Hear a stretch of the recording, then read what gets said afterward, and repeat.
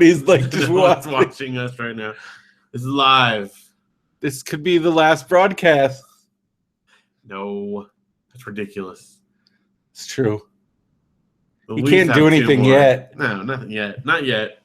I don't think. I think we're safe for now. What if he figures out a way to do something? Well, now he just tapped you and he knows. It's true. You gotta be careful, man. That's what's gonna happen? What if he turns the CIA into the Trump Stapo? It's possible. And now you're on their watch list. I know. I can't be a spy hiding place. I'm going down. You're not an Anne Frank type, is what you're saying? No. You're not gonna be in our walls. I mean, I can't keep it together like that. Would you live in our closet if you had to? It's not a walk-in. I'd get us all killed. Blah blah blah. What was that? Oh, nothing. Because at the beginning of Inglourious Basterds, where they're under the floorboards, I just be the guy be sneezing or something, and then go, and then we're all dead. That's good to know. All right. I got us killed. I'm. You're not stealthy. Is that what you're saying? No, I hate stealth. You know I hate stealth. It's the worst kind of video game. I didn't mean to do this. This just kind of happened. What you did. See, this is you. This is all on you. The only one of us clicking clicker heroes.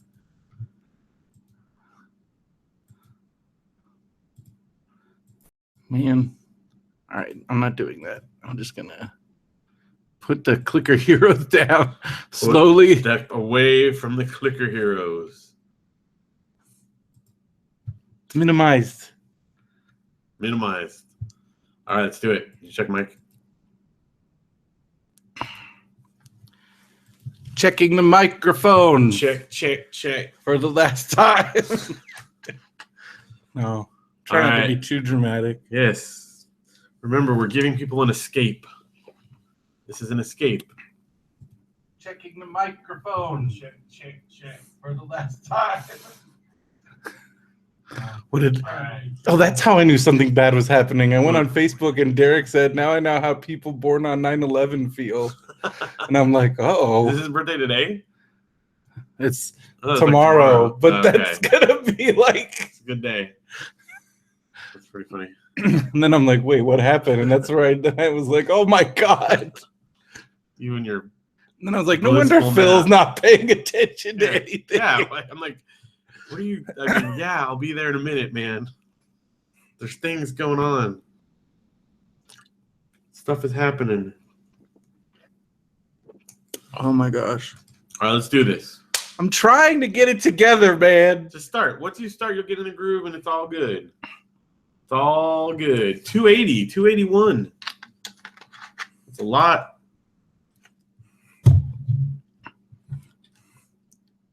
As bad as I felt back then, this is a whole other thing, man. Well, for the show, you can do it. I believe in you. Nope, no clicker heroes. you minimized it. Go back. You said I don't want to be all tired tonight, and then you heard not doing it. I know. Just do it. Sorry. Doing that clicker heroes. That thing, clicker heroes. What are we going to wake up to tomorrow? I don't know. But that's what I'm thinking about right now. You're not going to wake up at all if you don't start. I might not wake up at all tomorrow. So do it now. What if there's a preemptive strike? This is your final chance. The rest of the world they've all been collaborating and they're like, we have to do this. So put it out now. Right now, there's a bunch of men in a room. They're like, it's happening. Then this is our chance to record one last fun time. And all of a sudden, all our TVs are going to turn on. And it's going to be somebody. It's going to be a mob. It's going to be they've got Morgan Freeman in some bunker. And he's going to be America, we're sorry. And then we're going to just be a flash. Morgan Freeman in a bunker. Because it's going to make us all peaceful. It's going to be a quick speech. It's going to be America, I'm sorry. We're sorry about this. We're real sorry. So we want you to sit down and go to a happy place in your mind and think about the time when you were a little kid and nothing mattered and you were playing in the dirt with your friend, and just think about that as we close the chapter on Your Great Country Forever. Sincerely, the rest of the world. We're sorry. We're really sorry. We didn't think we would have to do this, but this is happening. I think that, and then there's a flash. Maybe a dramatic interpretation. What's far more likely is you stayed up too late playing Clicker Heroes and you'll just be like in a bad mood. I'm always in a bad mood, man. All right, let's go.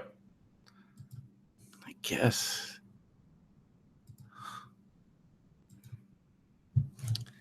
Hello, and welcome to another episode of Radio BrendoMan.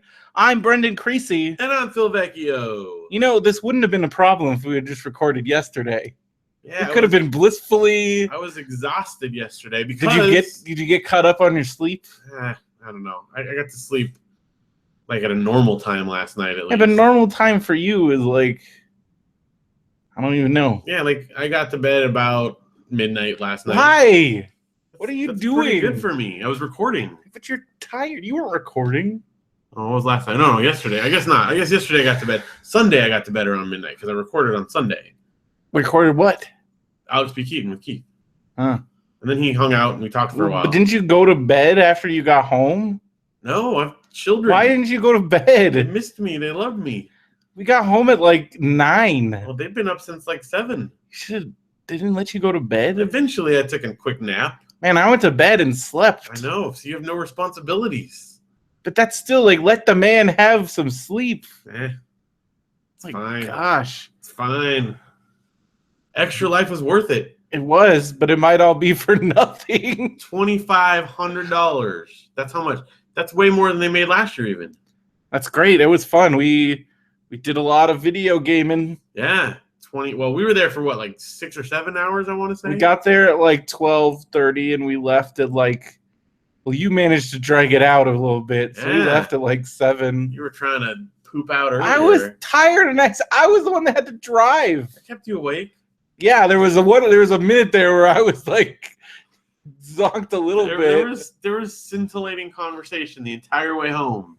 Because I had my rental car because that you couldn't drive. Yeah. And I still have the rental car. The car thing is just... It's been a roller coaster. It's been a freaking roller coaster. I'll talk about that later. Okay. I'm already in a weird mood because it's Tuesday. It's 9:09 p.m. So you guys know what's going on. We're trying, Phil, we don't want to talk about it. Yeah, so don't. But it's also hovering over everything. No, it's not hovering over anything. All right. Cleanse your mind like Harry Potter. Whose book I finished? You finished the book. Good job, Phil. Yeah. You're gonna have a lot of time to read soon when we're I don't know what that means. You're gonna have a lot of time. That doesn't sound so bad. I like reading. When we're in our underground bunker. So aside from all of that, so we stayed up super late. Oh, earned a lot of money. Yeah, played some cool games. It was fun. Tension-free group. You need that. Yeah, I guess. You this guy knows what I need. Yeah. Man. No, what was I gonna say? I don't know. I'm lost. I'm lost in thought. I'll tell you what we need to do. Oh yeah, what I was gonna say was, oh my gosh, I can't believe this. All right, let's just go straight into reader mail. Let's go straight into reader mail. While I think about what I was gonna talk about. All I was gonna talk about something. Well, if it comes and to you, it was pertinent to something. But we got a reader mail from Rocky, and he says, I remember you guys not remembering Monsters as a TV show. So this was where we were talking about anthologies, and everybody was talking about Monsters, and apparently we both missed the boat on this. Yeah, it sounds like it's something that's really cool. And he says, and being a kid with no cable, it made me a fan of horror. My parents would go to sleep with Fox on, I think. This was in 1988 or 89. I was born in 1980. Me too. Oh. And this would play, and it's like the intro to the show, which I didn't get to see that. I didn't, and I'm sorry. I should have sent this to you. But I mean, It's 53 seconds. All right, let's do it. Let's go nuts. So if you're a 9-year-old kid, this does kind of seem familiar, maybe.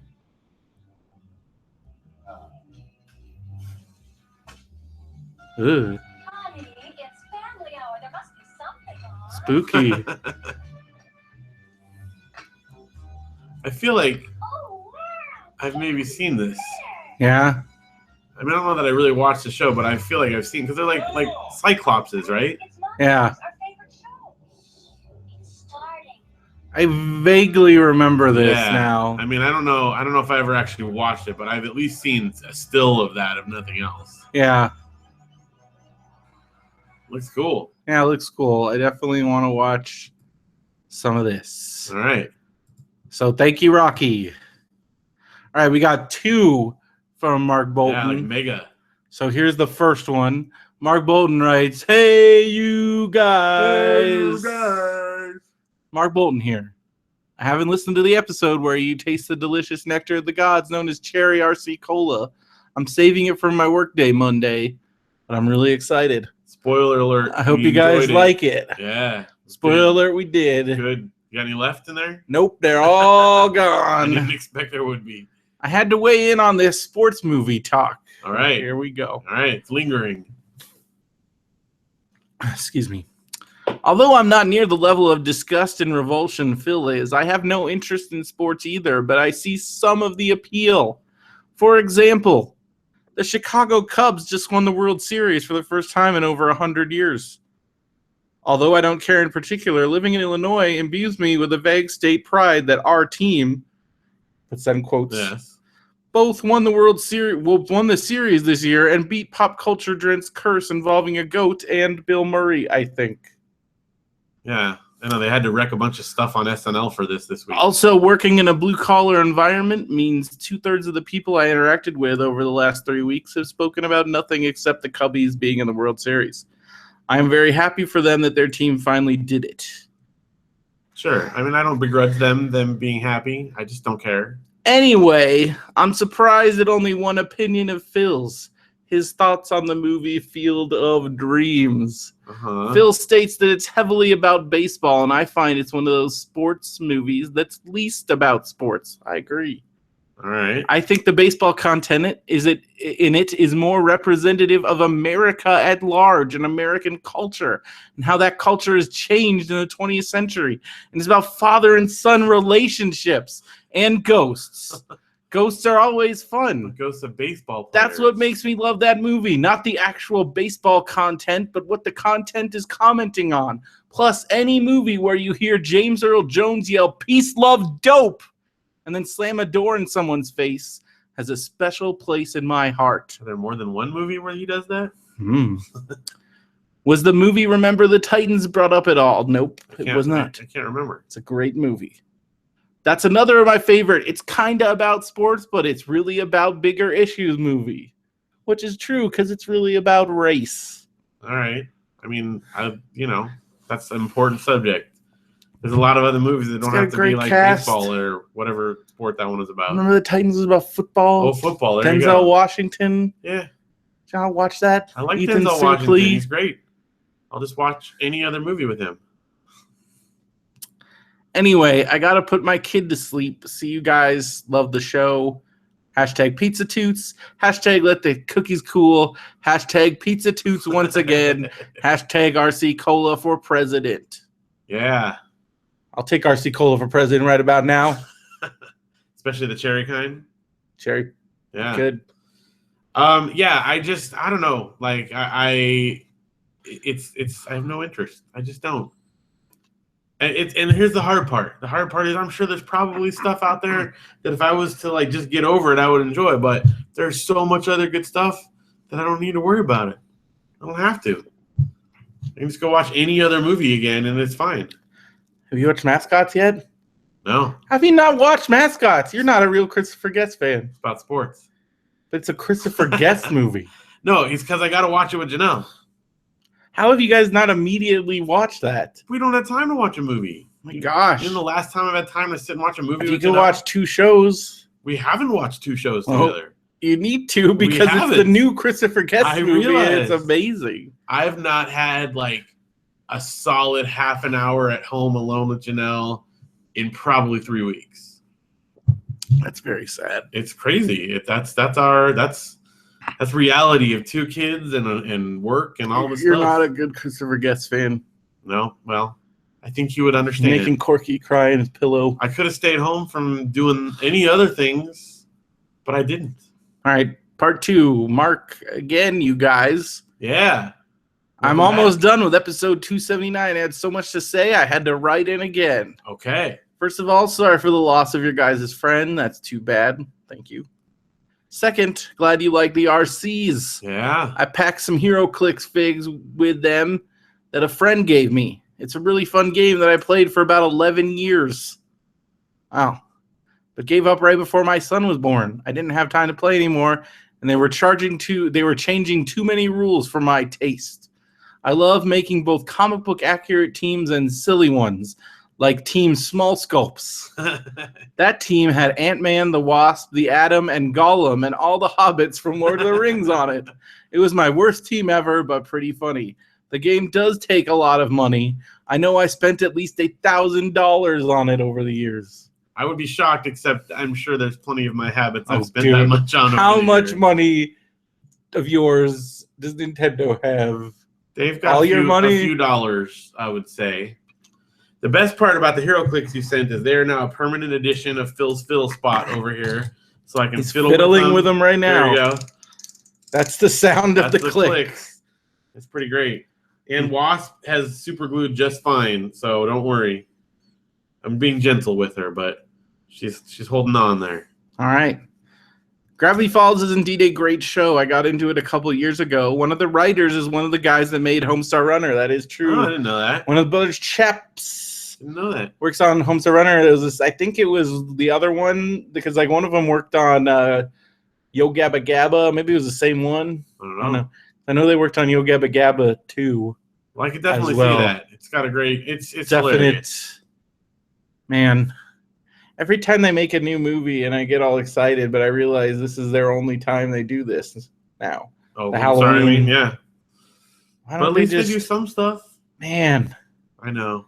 so good. I can't believe we never got like a Homestar TV show. Like, how did that not happen? Well, every time they posted it, I go back and watch through a bunch of them. I know, and they're It's great. so good. They hold up so well. great. And there's always new stuff to find. Like this year, I went back and I went on the wiki and I went through every year's costumes and like, oh my gosh. It's great. And I could listen to Marzipan's Answer Machines just forever. Over and over again. Oh. All right. It has a similar sense of humor. In season 2, there's a D&D episode of Weird Al doing a voice. Try and watch the apps in order if you can. There's a definite continuity to the show. Oh, yeah, I'm definitely Yeah. doing that. Scott Pilgrim is a great comic series. I read it in my late 20s. It made me feel old. Like I couldn't relate any to the character states of mind because it was past that time in my life. That is true. And it made me like nostalgic for like my 20s when I was like, you know, you don't have any kind of solid anything in your life. Like, Yeah. and I'm like, oh, I remember that. I'm Just far removed from that now. But I took that to be a positive of the storytelling. O'Malley expertly captured being a hipster early 20-year-old despite the altered reality surreal video game culture of the story. O'Malley's latest comic series is called Snot Girl. I've heard good things but haven't read it yet. The movie is indeed amazing as well. Have you guys heard what Edgar Wright is working on now? Well, I know he has Baby Driver coming out next year Okay. with John Hamm and Joe Bernthal. A bunch of other guys, and then I know he's doing an animated project, and I don't know if that's the same as the project he's working on, but he's also working on something with J.J. Abrams. I don't know if that's the same thing Ooh, as that's the cool. animated project. That's cool. What if he's like back in the Marvel fold? I don't know. I think that's over, man. I think Something with JJ, that could be. it's possible. JJ's got ins with the Disney peeps. I want to see, like, I loved Ant-Man, but I still want to see like his, and it definitely did have some Edgar Wright, and you could definitely see that, but it wasn't but it also you could tell like wasn't his thing. And like I still hope we get that Edgar Wright Marvel movie. That would be cool. I would love just Edgar. I love Edgar Wright's movies like so much, and he's really cool. I've met him. I've talked to him. He's a cool guy. Not as much as Derek, because Derek got to sit in the back of Smog Castle and talk to him for an hour while I had to do my job. Man. But I still talk to him quite a bit. Well, I hope he gets to do one. He's the right man for the job. I want to watch Spaced again. Is it still on Netflix? I don't know. No, it's on something. It was for a long time. I want to watch it again. Have you ever watched it? Yeah. So good. Good. So good. Very good. I wish, man, what if he and like Ricky Gervais teamed up and made like a TV show or something? Another TV show, or did another thing? I don't know. I could just talk about Edgar Wright all the time. All right, then he says, gotta go back to work. Love the show again. Hashtag bring the marm. Hashtag coolin' cookies. Yeah. It's really going all over the place. Dude, I love those hashtags. Man, we haven't gotten the Marmaduke brick yet, but I have a feeling it's in the happening. works. But I sent the checkout like, oh, you didn't? You said you talked to the guy. Oh, yeah, I did. But I thought like maybe he contacted you or something too. No, yeah, it's all good. I mean, they've written me. I just don't know how long it takes to actually like make the brick at this point. They have to like manufacture it. Yeah, right? they have like the carving or the Mason engraving company or something that they're the ones you actually send the check to. So, but anyway, it's all good. It's all in process. So we're just waiting to find out what's up. You can embrace the marm forever. That's right. That's what I think I said it on the show. Yeah. I don't know. Maybe. Well, just in case the brick says, because you only get a certain number. There's 3 it's lines. got our logo on it with the website. Yeah, like the cassette tape logo. It says Radio BrendoMan and then the website. And then it says, embrace the marm, love Radio BrendoMan.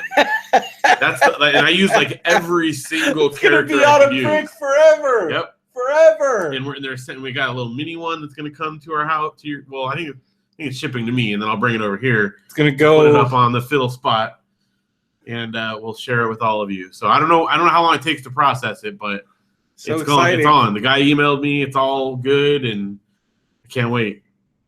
Can't wait. It's gonna be good. Well, thank you for writing, Mark. Also, I have all this.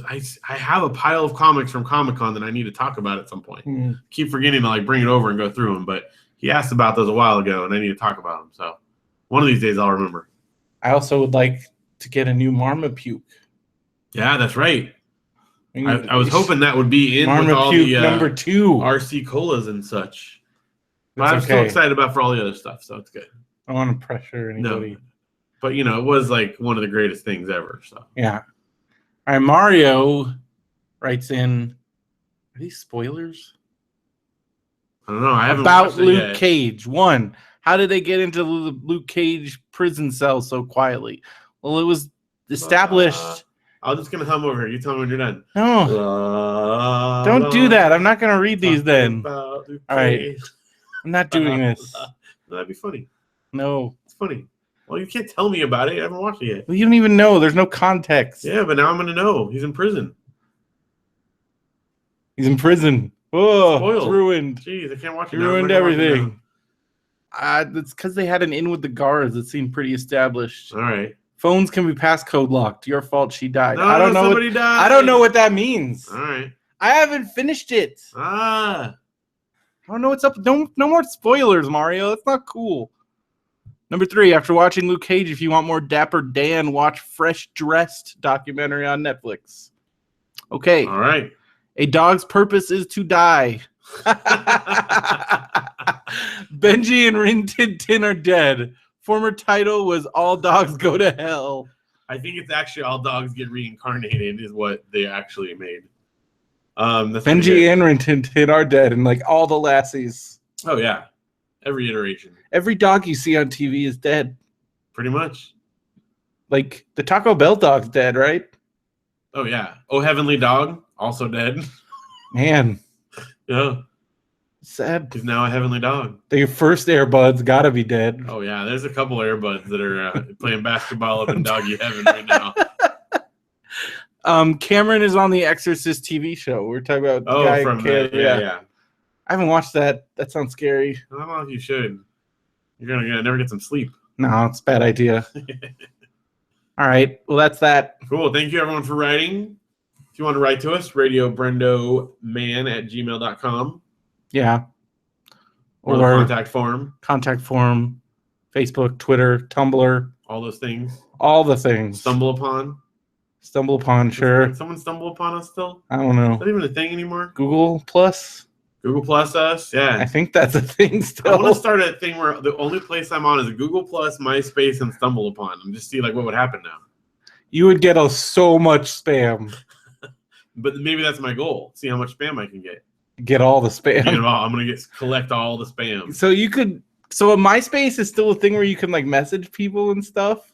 It's I think I've tried to log in there and I'm like, I don't know what this is anymore. Because there's also like they're like trying to be like a Huffington Post type thing. Because like Jesse's writing like video game articles and stuff for them. What's going on there? I'm looking at it. I did to read Jesse's thing. Well, yeah, but besides Jesse's friends. That's it. That's it. The friends That's of the who's keeping it alive right now. I don't understand MySpace. I don't either. I don't know what their like model they're going for is. The like no model Because it's like a graveyard of all our old profiles plus new whatever it is. Weird, some new content. Janelle was some new hot content because she wanted to get like a video off of it and she couldn't log in because it was on her old Bubs email and there's no way like she. Yeah, because Bubs is gone. Yeah, and so that she couldn't. But then they have then everybody's on Gmail now. There's like a Bub Viola Gmail. Yeah, but you can't get access to. And it doesn't have your old email. Oh my gosh! I just realized all that's gone. Yeah. I don't think I got all the old emails. I didn't even think about that. I did get my resume. I copy pasted that. Oh my gosh! I had so many like crazy. Oh no! Hold on. That was like 5 years ago. This has been gone. I didn't even think about that though. I thought I was just had the safety of knowing that they were somewhere. Nope, they're gone. Those are emails from like 1998. They don't exist anymore. Man, it's gone. On my Dots Poetry Corner. I know. So much stuff. So much crazy. My finely crafted resume is gone. I've got my resume. It's nuts.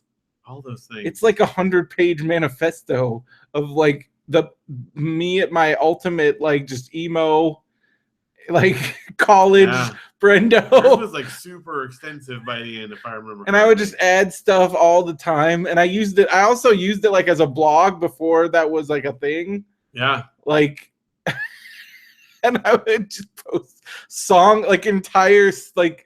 The whole lyrics to songs. This was so dumb. Oh my gosh. I should publish it someday. Yeah, you totally should. It's nonsense though. It's like garbage an archive.org thing or something.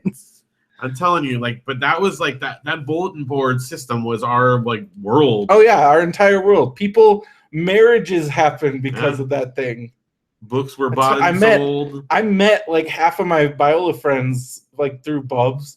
Like Jerry's one of my best friends in the whole world. Yeah. We met because of like an online bulletin board. Janelle first stalked me through Bubs. Everybody stalked everybody on Bubs. She had her roommate like message me on it and ask me if I like liked anybody. Man. Yeah. I'm sure we've talked about Bubs before on here. Yeah. Biola, where we went to school, they had their own bulletin board system that you had to like dial into, and it was like separate from the internet. And its purpose, it was this thing called First Class, and it was actually supposed to be for like your company, like It was a corporate intranet software. But Biola used it as a message board system. But I guess a lot of colleges did. And you had folders, so you had things like practical things, like every department had a folder, and teachers, you could contact your teachers on there. But then, and it had its own email system. And it had like everybody. It was supposed to be like your resume, like your job resume. Because again, it's like a corporate. But instead, it ended up being like your profile page, like a Facebook or MySpace profile, and you could put pictures in there. I remember they upgraded the system. You could add sounds. Yeah. And everybody had like their own music clips and stuff.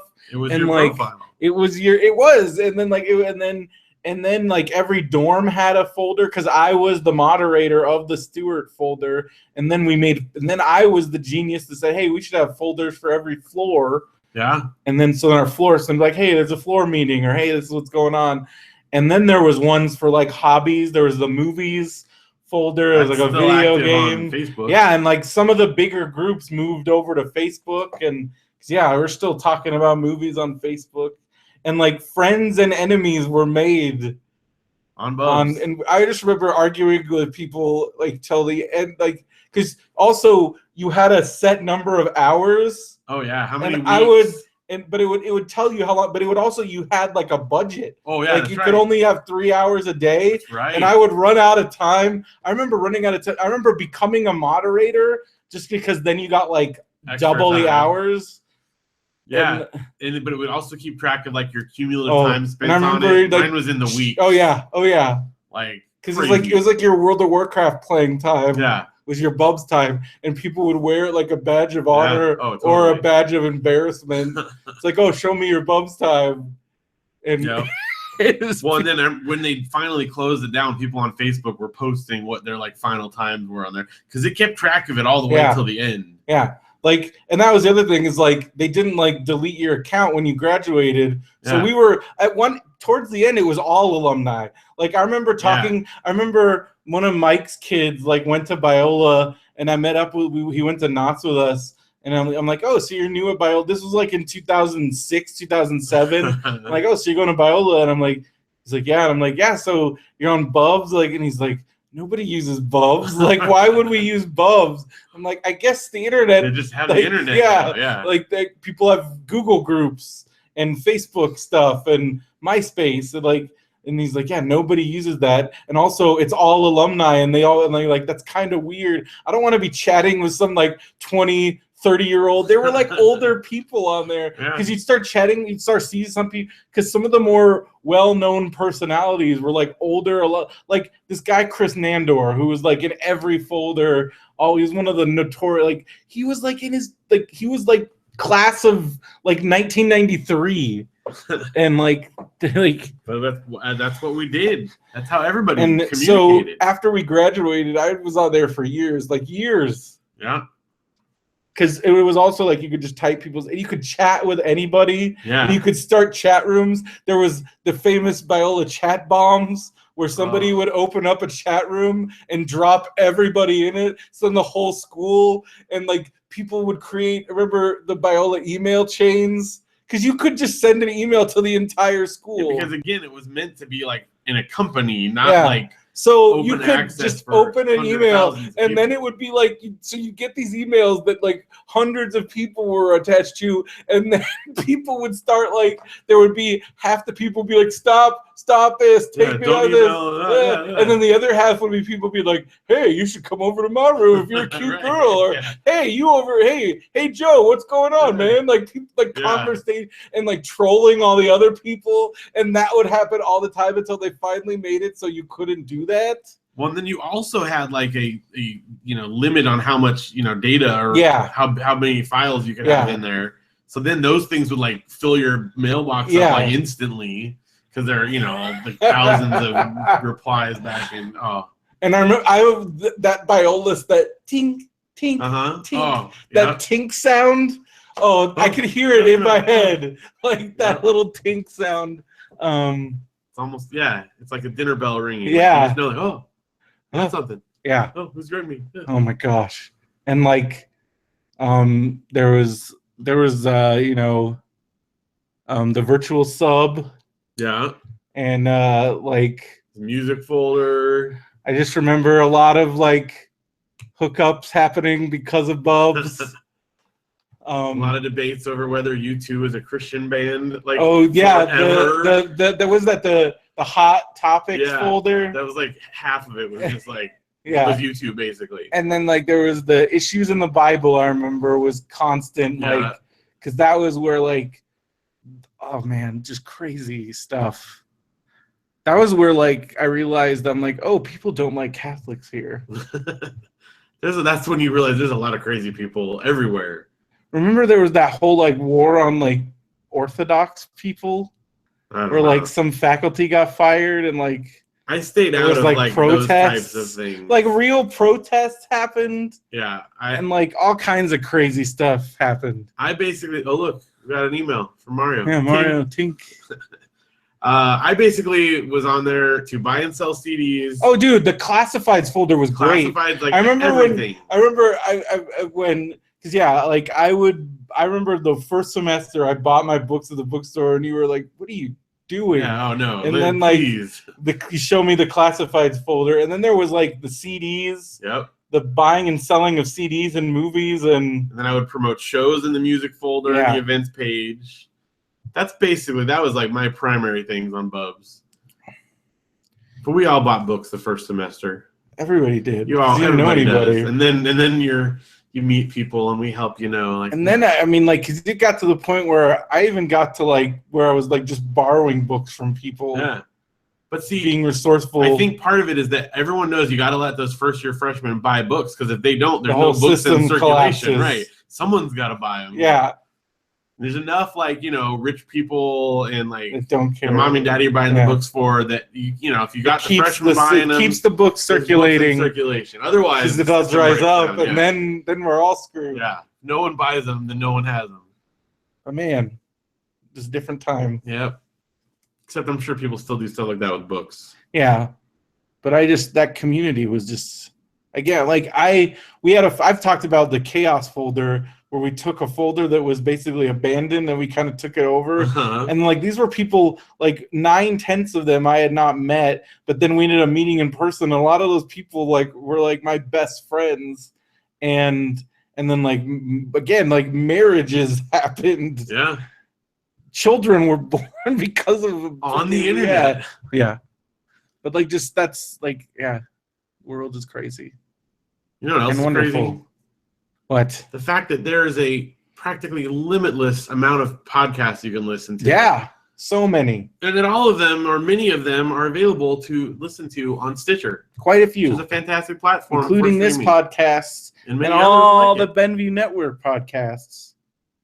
And you should go to radiobrendo.com, click the Stitcher link. If you haven't signed up yet, use the code BrendoMan. Sign up, it's free. You can get it on any web browser, mobile device. All those Listen things. to all your podcasts.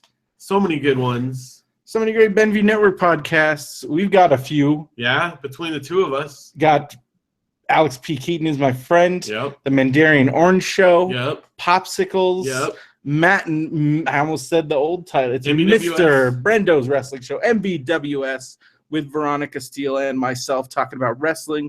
You've also got Finda Spooky. You got Midnight Marinara. Get Comic Nerds Unite Yeah, from my our friend Mark friend Bolton, and writer Inner. Cherry RC fan. Yes. It's the sponsor of Comic Nerds Unite. It is, right. They drink it. Might as well be. You got the Artist Tree, Trent Talk. We got some new shows. I forgot to put them down oh, yeah, here. that's right. You got the Faux Boys. The Doughboys one. Yeah. Or was And there's that another one coming. another new one, yeah. It's not out yet. Good stuff. Special episode of Shut Up Leonard. Still want to give a It's shout still out for there. that. And You can listen to it's it. great. Great stuff. You know what else is great stuff? What's that? Is the stuff you can host your website with over at DreamHost. They have good stuff there to They host do. with. It works. Some of the best dream hosting stuff around. Definitely. And you got one-click WordPress installs. Get that podcast going. Get your store going. That sweet, sweet hosting. Get it for $50 off if you go to radiobrendo.com. Click the DreamHost link right there. That gives you $50 off your order. No strings attached. Fantastic. Boom. You know, speaking of Alex P. Keaton, we've been watching Family Ties on Amazon Prime. Yeah, because that's where it is. And if you want to watch shows like that and many others, you can Lots get a of shows. free Amazon Prime trial. Do you know that Heiston still says new episodes coming soon? Really? I know. I don't is that know. like for real, or I is hope it just it. not updated? I don't know. I just looked at it the other day. Wow, Maybe they just left it there and forgot. maybe, or maybe But- there's just been a heist and interest in it. Yeah. That doesn't make sense. It kind of did. But you know what does make sense? watching it on Amazon That's Prime right, and getting a free trial of it. trial of Amazon Prime by going to radiobrendo.com, click the Amazon Prime free trial. That will give you a 30-day free trial, and you will get access to that instant watch library, over 40,000 movies and TV episodes with titles for everybody. You get the Kindle reading library. You don't even have to have a Kindle device. A lot of books Now. Just straight up get free books.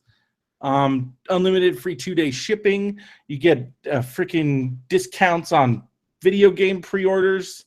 Great. Get those video games. But you know what else is great? If you want to help us out, Just buying stuff on Amazon. click the Amazon link. Whether over on you the have right-hand Prime or side. not, you know you're going to be buying stuff on Amazon. It's got the best prices, best selection, Yep. fast shipping, easy to use. Clickety-click, get that stuff. Really fast. What did people buy this week? They bought a lot of things by going to radiobrendo.com and clicking that Amazon link, such That was good as of them. the Complete Cheese Sweet Home 2. Is it a book? I think so. It's in the books category. But she, not like. Oh, it's like a No, comic with a cat. Okay. CHI, not cheese. I said chi. But it sounds like when you say it out loud, you didn't say it wrong. But if you say the complete cheese, it sounds like you're saying like cheese. Man, he's even got a plush guy. Look at this guy. Man, It's a DVD. It's a show. it's a show and a comic. It looks pretty cool. All right. It's a manga. I think so. Very cool. You could buy that. You could buy that, and somebody did. We got Amazon Basics, Apple certified Lightning to USB cable. 2-pack, 3 feet. 0.9 meters. That's Black. like 6 feet combined. You got Cheese. Oh, they got the DVD. Oh, okay. Cheese, Sweet Home, complete season 1. That's great. So somebody's into Got a that. big fan. Someone likes cheese. Or Chi. Cheesy Chi. Cheese. I like cheese. We got Cottonelle Fresh Care Flushable Cleansing Cloths pouch, 42 count, pack of 8. It's a lot of wipes. 8 times 42.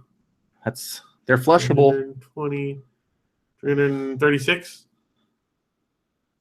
That's a lot of. It's a lot of flushing. We got secure wireless remote nurse alert system, patient call button, and caregiver pager. Cool.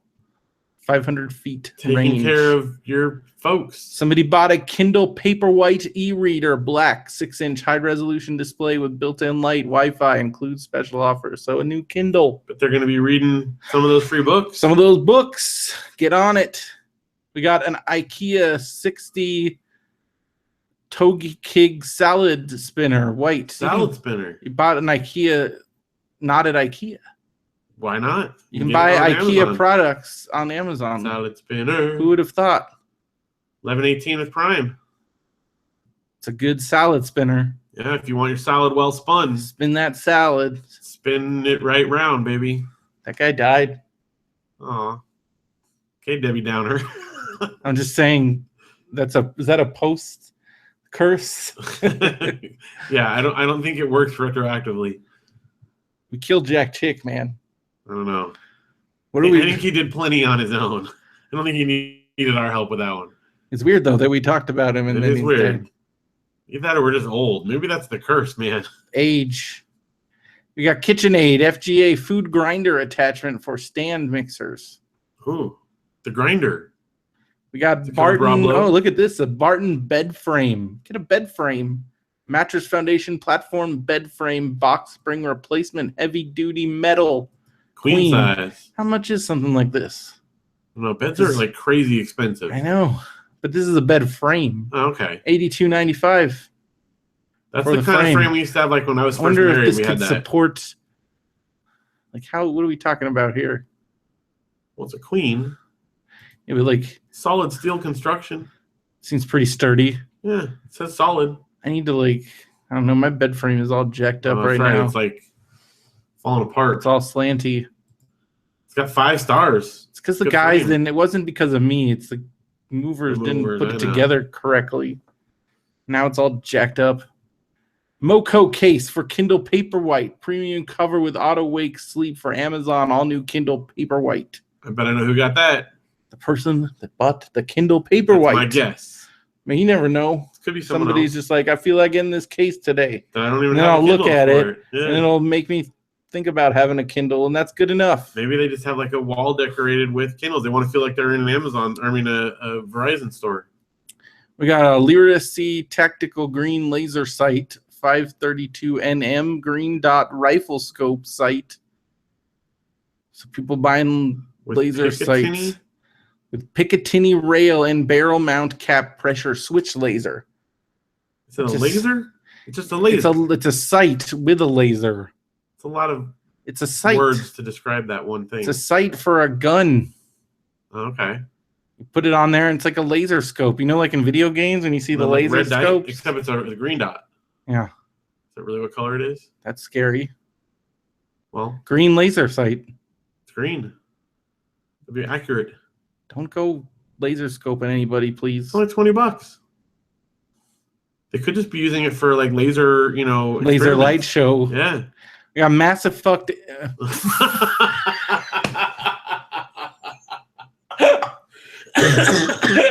I can't, that's pretty good. We got a Mass Effect Andromeda Deluxe for PlayStation 4 and Mass Effect Andromeda Deluxe for Xbox One. Wow. Is that Just two different people people or somebody that wanted for that both really systems? likes Mass Effect?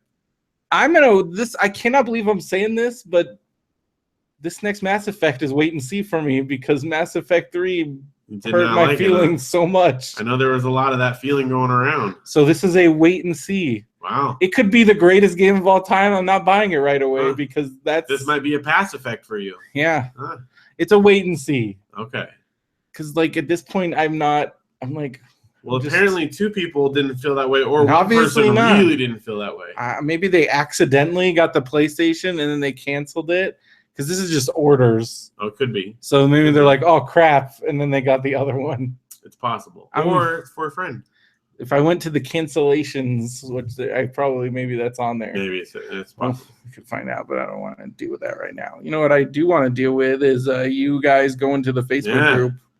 But thank you also, everyone, for buying stuff. We're almost Yeah, through they're everything. We can't, if we keep talking, What do you mean? we're not going to have anything to talk about next time. Oh, please. If we're not going to talk about the obvious thing to talk about, and There's like so much that if you and I run out of things to talk about, even without one major thing, we are in then we're in like the end of the world. we are in the end of the world, Phil. This is a side. Let me tell you, if the worst that happens is you and I go to bed a little earlier, that's not such a bad problem. I guess you're right. That's the worst case scenario. What if we don't? What if we get through everything right now and then we don't have anything? That's crazy talk. Because the best case scenario is people go on our Facebook group That's true. and talk about things, which people do, and there's been a lot of fun stuff in there this week. Yeah, and also in our subreddit, and I guess I still need to finish the Brack stuff. Kickstarter book. Now, I don't know if we ever talked about this, but one Kickstarter thing that is out there for everyone is you did get the thank you pages up there. Sure, people are just really I know, but raring it's to just go. one more thing that was promised that's out there. So, in case you didn't notice, it's I been think updated. people are wanting their physical things. They are, and they're coming. We got stickers that are ordered. Well, I have the order ready to go. I haven't placed Oh it my yet gosh. because I'm working on getting it all finalized. But Oh, the stickers that's will what be ordered this week. Okay, remember way back when I forgot what I was going to talk about? Oh, yeah? I remembered what I was going to talk about. What were you going to because talk about? You know what I'm feeling right now, Phil? What? I'm feeling hot. Yeah, that's crazy. There's a freaking heat wave going on. November. In November. It was 90 degrees today in San Bernardino where I Yeah. work. What's This is up true. with that? That's inappropriate. It's supposed to be hotter tomorrow. Mm-hmm. It's not going to cool off till like next week. I don't like it. Yeah, I don't know. I don't like this situation with my freaking car. At least you have air conditioning at the moment. That's better. I do until they take my rental away, and then I'm in like, oh my gosh, this car thing, man. You know what's cool though is our Clicker Heroes clan. It's so cool. Brendan almost couldn't start the show tonight. ClickerHeroes.com. It's on Steam. It's on your mobile device. It's free, and you can join our clan once you get to a certain point in the game. And it's Radio Space BrendoMan. That's our clan. Nice. We're doing real well, mostly thanks to Craig from the Res. Yeah, I Although heard your you said- brother's back in the swing, but he's like Craig just is like so far ahead of everybody. He's just like destroying everything. Well, he's the master. But we're getting lots of hero souls thanks to Craig. All right. So thank you, Craig. And we already talked about Mandarin Orange Show and your other show, Alex P. Keaton is my friend, but we didn't talk about myvacationpants.com. Holiday travel season is here. Chanel's been fun. Did you hear about the deal? I think she posted on Facebook. How is that even possible? So she was looking Was for it a airfare. glitch? It was like a flash sale glitch thing. Wasn't it like $2? No, it was less than that. Janelle got airfare It's like for her 75 sister. cents. It was one way from Orlando to New Orleans because she needed to get airfare back, or maybe it was the other way around, one way or another for the trip we're going to do. And it was like 73 cents. How is that even for the base possible? fare. But so she basically just had to pay taxes and for the luggage because the luggage wasn't included. So What airline? I want to say Frontier, maybe. Because that's So it that's wound gotta up be being some kind of- including taxes and the luggage. It was something like what if they $40. just cancel that because they're like, yeah, that's not real. No, it's booked. It's paid for. They can't take it back. No takebacks. No That's the rule. takebacks. They don't let you take it back when you book, so they're not allowed to take it back either. Well, you won't be taking back your praise when you go to Mountain Room Escapes. That's right. MountainRoomEscapes.com. If you're in the Southern California, take a trip up to lovely Big Bear. It's lovely this time of It year. is lovely. And you can have fun at the Mountain Room Escapes. MountainRoomEscapes.com. If you use the code radio BrendoMan there, you will get $5 off each ticket and a special exclusive gift at the game. And let me tell you, it's a fun game. It is. And There's a new room we're coming gonna out. be beta testing, I guess it's beta testing this next weekend. Yeah. The new room, so that'll be available. I think they plan to launch it like the following week. So There you go. No and better if you're going to be time. around in Big Bear on December 3rd for Blue Christmas, you could do a whole little Double like, up your excitement. fantastic thing. It's gonna be great. You know what else was great was Extra Life. Yeah, we talked about this a little bit. But What was your favorite? We played a lot of fun games. okay, well, let's see. I mean, Jackbox was amazing Jackbox this is always year. great, and we did. I like the new murder trivia. I think that's my trivia favorite is really one. good, but I still love the like Quiplash. Quiplash. Though. I mean, The where you- T-shirt game was crazy. that one was nuts, and it took a while for me to like get how it but worked. it was really fun. But oh my gosh, it was- was great. That was probably the most we all like laughed. Oh, well, Jackbox is always good for that. All But, like, of those, like, just it's yeah. so funny and fun and so great. So that one is Especially at definitely a like 3-4 in the morning. yeah, when everyone's just like delirious already. We played in a huge amount of Gang Beasts. Yeah, which is just fantastic. We Super played goofy. the Duck Game. Yeah, which is just kind of like the Samurai Gun. like that kind of concept, but It's very different and really a lot of way quacking. more goofy. It's super funny. Played that forever. What was the chicken cow? Ultimate Horse Chicken. Ultimate or Horse- Ultimate Chicken Horse. Ultimate Chicken Horse. I think is what it's called. That was great. Yeah, where it's kind we of like played a Mario that for Maker. a really long time. Super. We unlocked a bunch We of started levels. because once we started unlocking stuff, it was like, oh, we just got to unlock the next Oh, there's thing. a question mark there. Oh, question mark. Oh, let's go. So like 2 hours later, It was great. Benson played the Seinfeld, Oh my the gosh. Seinfeld senpai thing. Like dating sim. Oh my gosh, it adventure was click so thing. funny. Yeah, that And was the developer weird. of the game, the guy that made the game, Yeah, came he on like the came chat. in the chat and talked, so that was funny. I'm trying to think. I feel like that's like we played all those for a long Played time. so each. much. Is that all that we Yeah, did? yeah. I forget. Are we Pretty forgetting much. something? That's That's pretty much it, what huh? we played. We played those each for a very long I time. mean, we played each of those for a while. So the great part was, I mean, we got there in the middle of the night. Raised a lot of money. Last year. Oh, we also got to go to. We went to a show. Yeah. Well, We'll talk leading up about to that. that. Well, I thought, since you had Extra Life first, that's why. But last year was their biggest year yet as far as fundraising, and this year they topped it yet again, $2,500 for Children's Hospital, which is cool. So I like to think that our goofing around and playing games and being stupid, was for a good cause. Well, right? to everybody who donated, thank you. Yeah, And yeah, it was fun. super great. We survived. We went to a show beforehand. It was fun. I think we should do something crazy. What? I think we should call this show, Yeah. and then we'll talk about that show on the next show. All right, we'll do that. It's going to be nuts. It's gonna be nuts. Something we should do. So you know what else is nuts is going to RadioBrendo.com for all the Radio Brendo Man stuff. All the And things. tuning in, because this is going to come out Wednesday. We got pushed back because you were asleep and I was in a bad mood. We'll talk about why I was in a bad mood yesterday. Find out all that juice. And it has nothing to do with the current political situation. I was in a bad mood yesterday. You were asleep because of Extra Life. Because, like I said, we got home at like 9 a.m. And my kids were wide awake and ready to hang out. And I went to bed and you didn't. So by Monday evening, you were like, Well, I said, I'm like, we could do it. We just got to like. That would not have been a good situation. We can't wait for you to like Clicker Hero for an hour this time. I got to record now. I feel like we would have gotten into a fight. We would have been both probably like not fun. It would have been entertaining. As bad as this is right now. Oh, this is great. This is nuts. You want to get nuts? Let's get nuts on Friday because that'll be when the next episode comes out with Marmaduke and more stuff and talk about, here's something crazy. Talk about a Wii U game that I played quite a bit. Yeah. Yeah. Can't wait. And other stuff that I watched and read, and Phil finished Harry Potter. And hear all about it on the next episode. Well, just the 5th book. Well, yeah. The one I've been on. The longest of the books, though. Yeah. You'll get through these next 2 fast because so much stuff is happening you want to know. You won't be able to put it down. All right. And there's barely any Quidditch going forward. There was a good chunk of Quidditch in this one, but it wasn't as bad. Yeah. It wasn't so much. It's integral to the story, and it's exciting and fun. I feel like you could strip Quidditch out, and it would be not that different.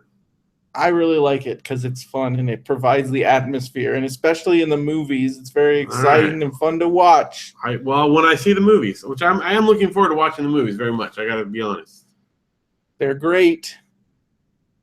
And on that note, we're out. See you later. We'll see you Friday. And for Radio BrendoMan, I'm Brendan Creecy. And I'm Phil Vecchio. Have a good one, everybody. Try not to die. This is perfect. That was episode 280. 280. Made it to 280. Fantastic. Look at that. Weed. We need it, baby.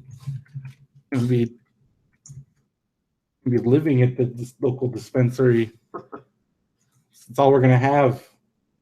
I don't know. That might go away. Didn't even think about that. I don't want to talk about it. Trumpstapo. It's possible. I'm going to look here, but I'm not going to tell you what I see. I'm going to look. Of course I'm going to look.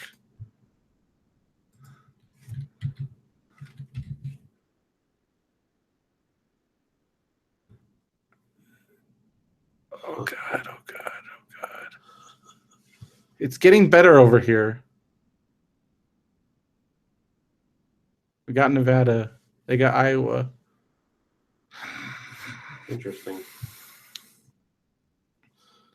Okay, Senate's tipping. Senate's...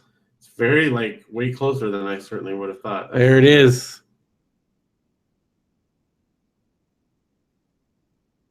Huh.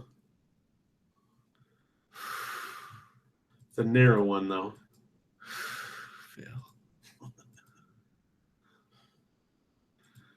Oh my gosh, this is so crazy. Well, it's not done. It's not done. You never know.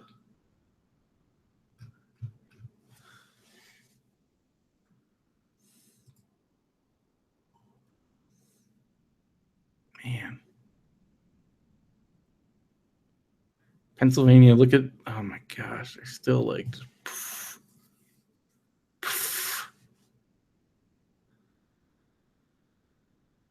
That's crazy. This is going to come down to every single vote. Yeah. It's like the Who's down in Whoville.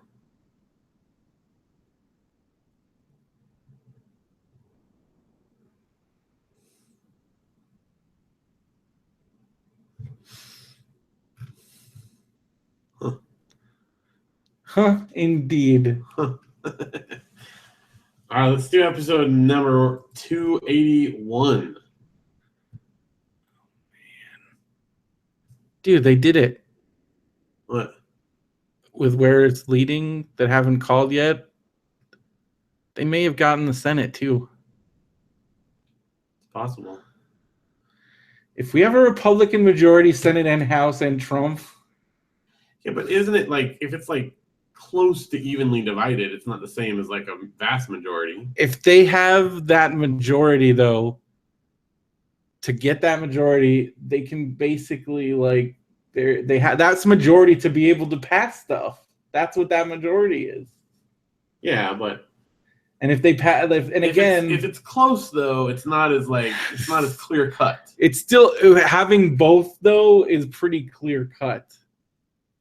And again, like stuff's gonna get through that probably normally wouldn't get through. Like if they get right away, if they get the Senate and the House, Obamacare is done. That will get put through. That'll be the very first thing that happens. Probably. And that's gonna put a lot of people without insurance. And I mean, like, think about what the insurance companies are gonna do. Everybody's rates are just like, because then it's going to be really crazy. The whole healthcare system. Again, I'm not saying that Obamacare is perfect or like, but at least like again, like so many people are going to be like without it. Like we're at the highest rate of insured people, and that's going to be. And then like I'll think about all the other stuff that also does, like the Medicaid and all that stuff, like all the money that's getting pumped into Medicaid that's now going to be gone. Like, and that's going to affect the super poor people. It's going to be very interesting, but don't stress. They're already doing they already have to do a runoff in Louisiana. What does that mean? It was too close? Yeah. Okay. But that's for the Senate. Oh, okay. But even then, that might not matter if these other states that haven't been called yet go. All right. But either way, how do you not? You can't. You got a whole nother one to do. I know. Whole nother one.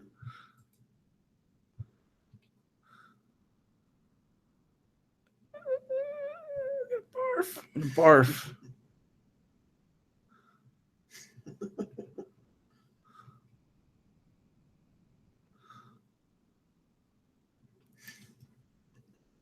Derek said, "Glad I went through all those purge mazes, though. I'm ready."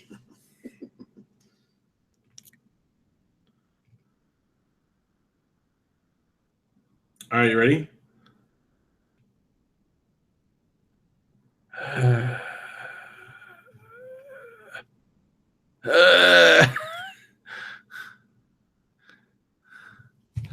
I have to do one more thing. All right. What now? I just want to see. Don't go on Facebook. I just want an idea. I just want to know You don't want to what's know. happening right What now. are you even doing right now? I don't know. There you go. Popbox Music. 19th Annual Blue Christmas. That's all you need to know.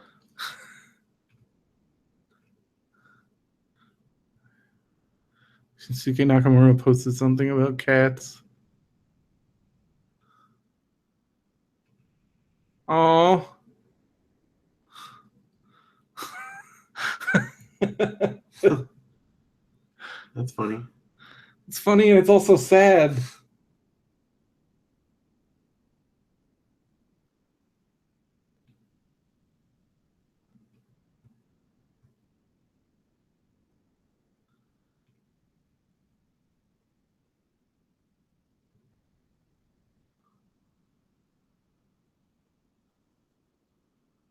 Oh, this is getting really depressing. I told you don't go on there. What are you doing? Everybody's giving up. Look at everybody's. You don't want to do that. What's happening out there, man? We're recording. That's what we got. Stuff to talk about. You gotta stay strong. None of it matters. You gotta stay strong.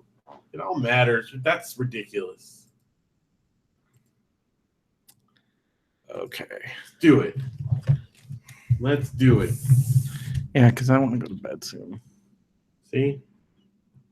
I think this should be a 30-minute episode. We could probably do it. Let's do it.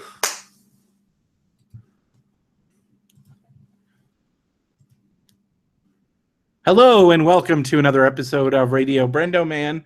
I'm Brendan Creecy. And I'm Phil Vecchio. And it's Friday now if you're listening to this immediately. Not immediately. Well, you're listening to it when it comes out when you on release Friday. It, that's true, yes. Not listening right now. Well, we're actually It's time still travelers. Tuesday. Still Tuesday. The Tuesday that time will not forever forget. The Tuesday that time will not forever forget. Yeah. That's what it's called. The Tuesday that time will forever not forget.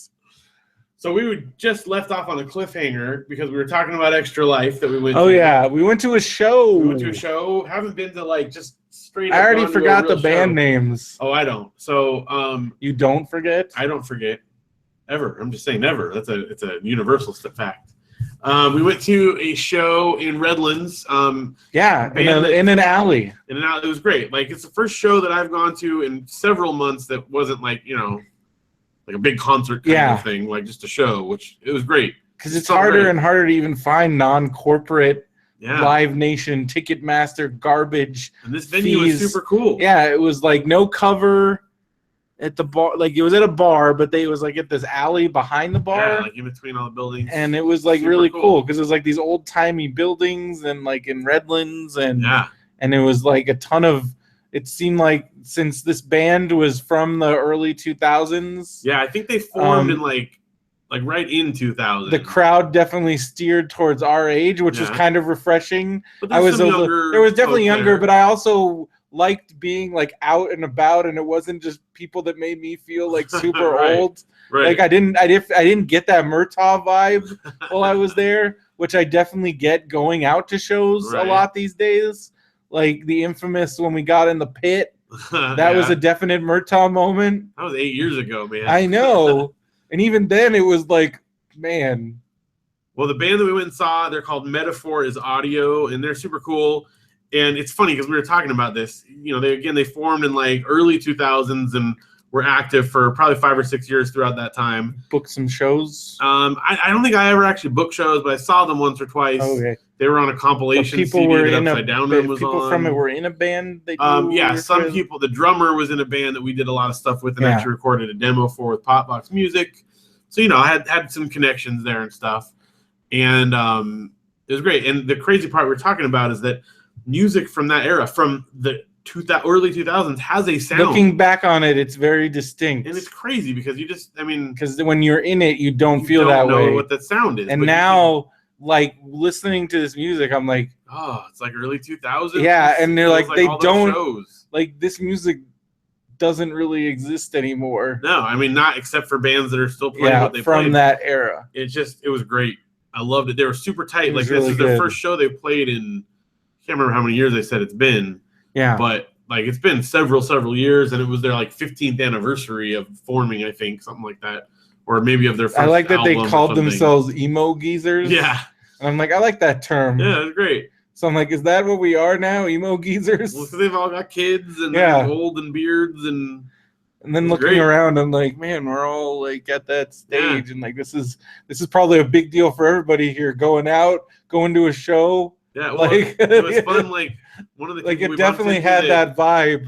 One of the people we bumped into that I knew is like a school board member at the kids' school. That was like they're in a t-shirt and shorts and hanging out, like just normal dude. Again, like, I think like everybody, it was like, oh, we're all out here. Is this? And then it's like, show. And then there's something like. I think it's, again, like one of those pure forms of nostalgia that's not tainted in any way. Going to a show, if that was a big part of your life, it's always the moment you go, you're out, you're in it, you're like, it takes you right back. You're like, you instantly feel like 15 years younger. Yeah. Well, because just outside, and there's like the drummer that I know, like loading his stuff out. There's a guy from another band we know, which is just what it's always like. Yeah. You just always know everybody, and you're hanging out, and then we like walked down to the drugstore to buy like sodas and came back and hanging out in the alley, and I don't know, it's just great. Just reminded you. I mean, for me, it reminded me of being like 19 at the hub Yeah. and like hanging out with the goth kids. It had kind of a And, hub like, vibe. yeah. And like there was again like these people like I think like rewind like 20 years, 18, 16, 17 years, and like probably a lot of goth kids. Yeah. It's seriously, and it's just I don't know. It was super cool. Then there was a second band that played that apparently like they're super popular. There was a line out the street to come in, like, down the street, like a lot of people afterwards. And they're called Troubadour Parade, and they were really good. The dude was like the main dude, like that did like all the like tracks, and he had like a pretty crazy setup going on. Oh yeah, he got like multiple keyboard sequencers, chaos pad, vocal mic effects, and then then they had like a bass player and a drummer and like a guitar player and like it was really cool. They were really great. Really good. It's typical shows didn't start and it took forever to get everything set up. Well, because the first band, the times were kind of like all over the place, which is typical. Which is very typical. It said online they might start as early as like 9 o'clock, and they didn't go on until like 10:15. And then the second band didn't even start like 11:30. Yeah, so we stayed and watched like a song. So we had to get all the way down to Irvine. Yeah. To get to Extra Life. I want to see them again though, because those guys are super cool. I feel like that's gonna be one of those bands where you better go see them now because they're on the cusp. And I think they're touring around a lot. So Troubadour Parade, if you guys see a show, check them out. And then I don't know how many shows that Metaphors Audio is going to play, but they're recording a new EP, I think. So, so that's cool. They had a new song they played. They've been working on. So it was really good. It was great. They were like, for not having played for so long, it was super tight. They just sounded great. Yeah, loved it. I was really into the vocals. Yeah. So it was fun. It was going from that and then going to play video games all night. Like that was a fun night. It was worth staying up all night. It's worth I've been pretty zonked since then. Yeah. And like my sleep schedule was all messed up because I slept during the day on Sunday. Well, because I slept during the day on Saturday to prep for right. I took some extra nap time. Then I slept until like I went to bed at like 9:30 and woke up at like 3:30.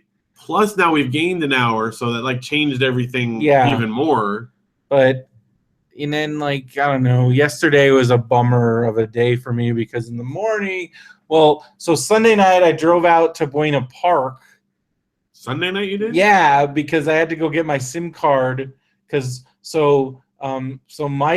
friend Mike, I'm on phone. We basically like Cricket has this family plan thing, and already like Cricket's like way cheaper, and except it uses the same. It's owned by AT&T and uses their network. Okay. And then my friend Mike got like 4 people, and we got on a family plan, so it's even cheaper. I'm paying like half of what I was paying before for the same like data and service plan that I had, and it's like half the price. So I'm like.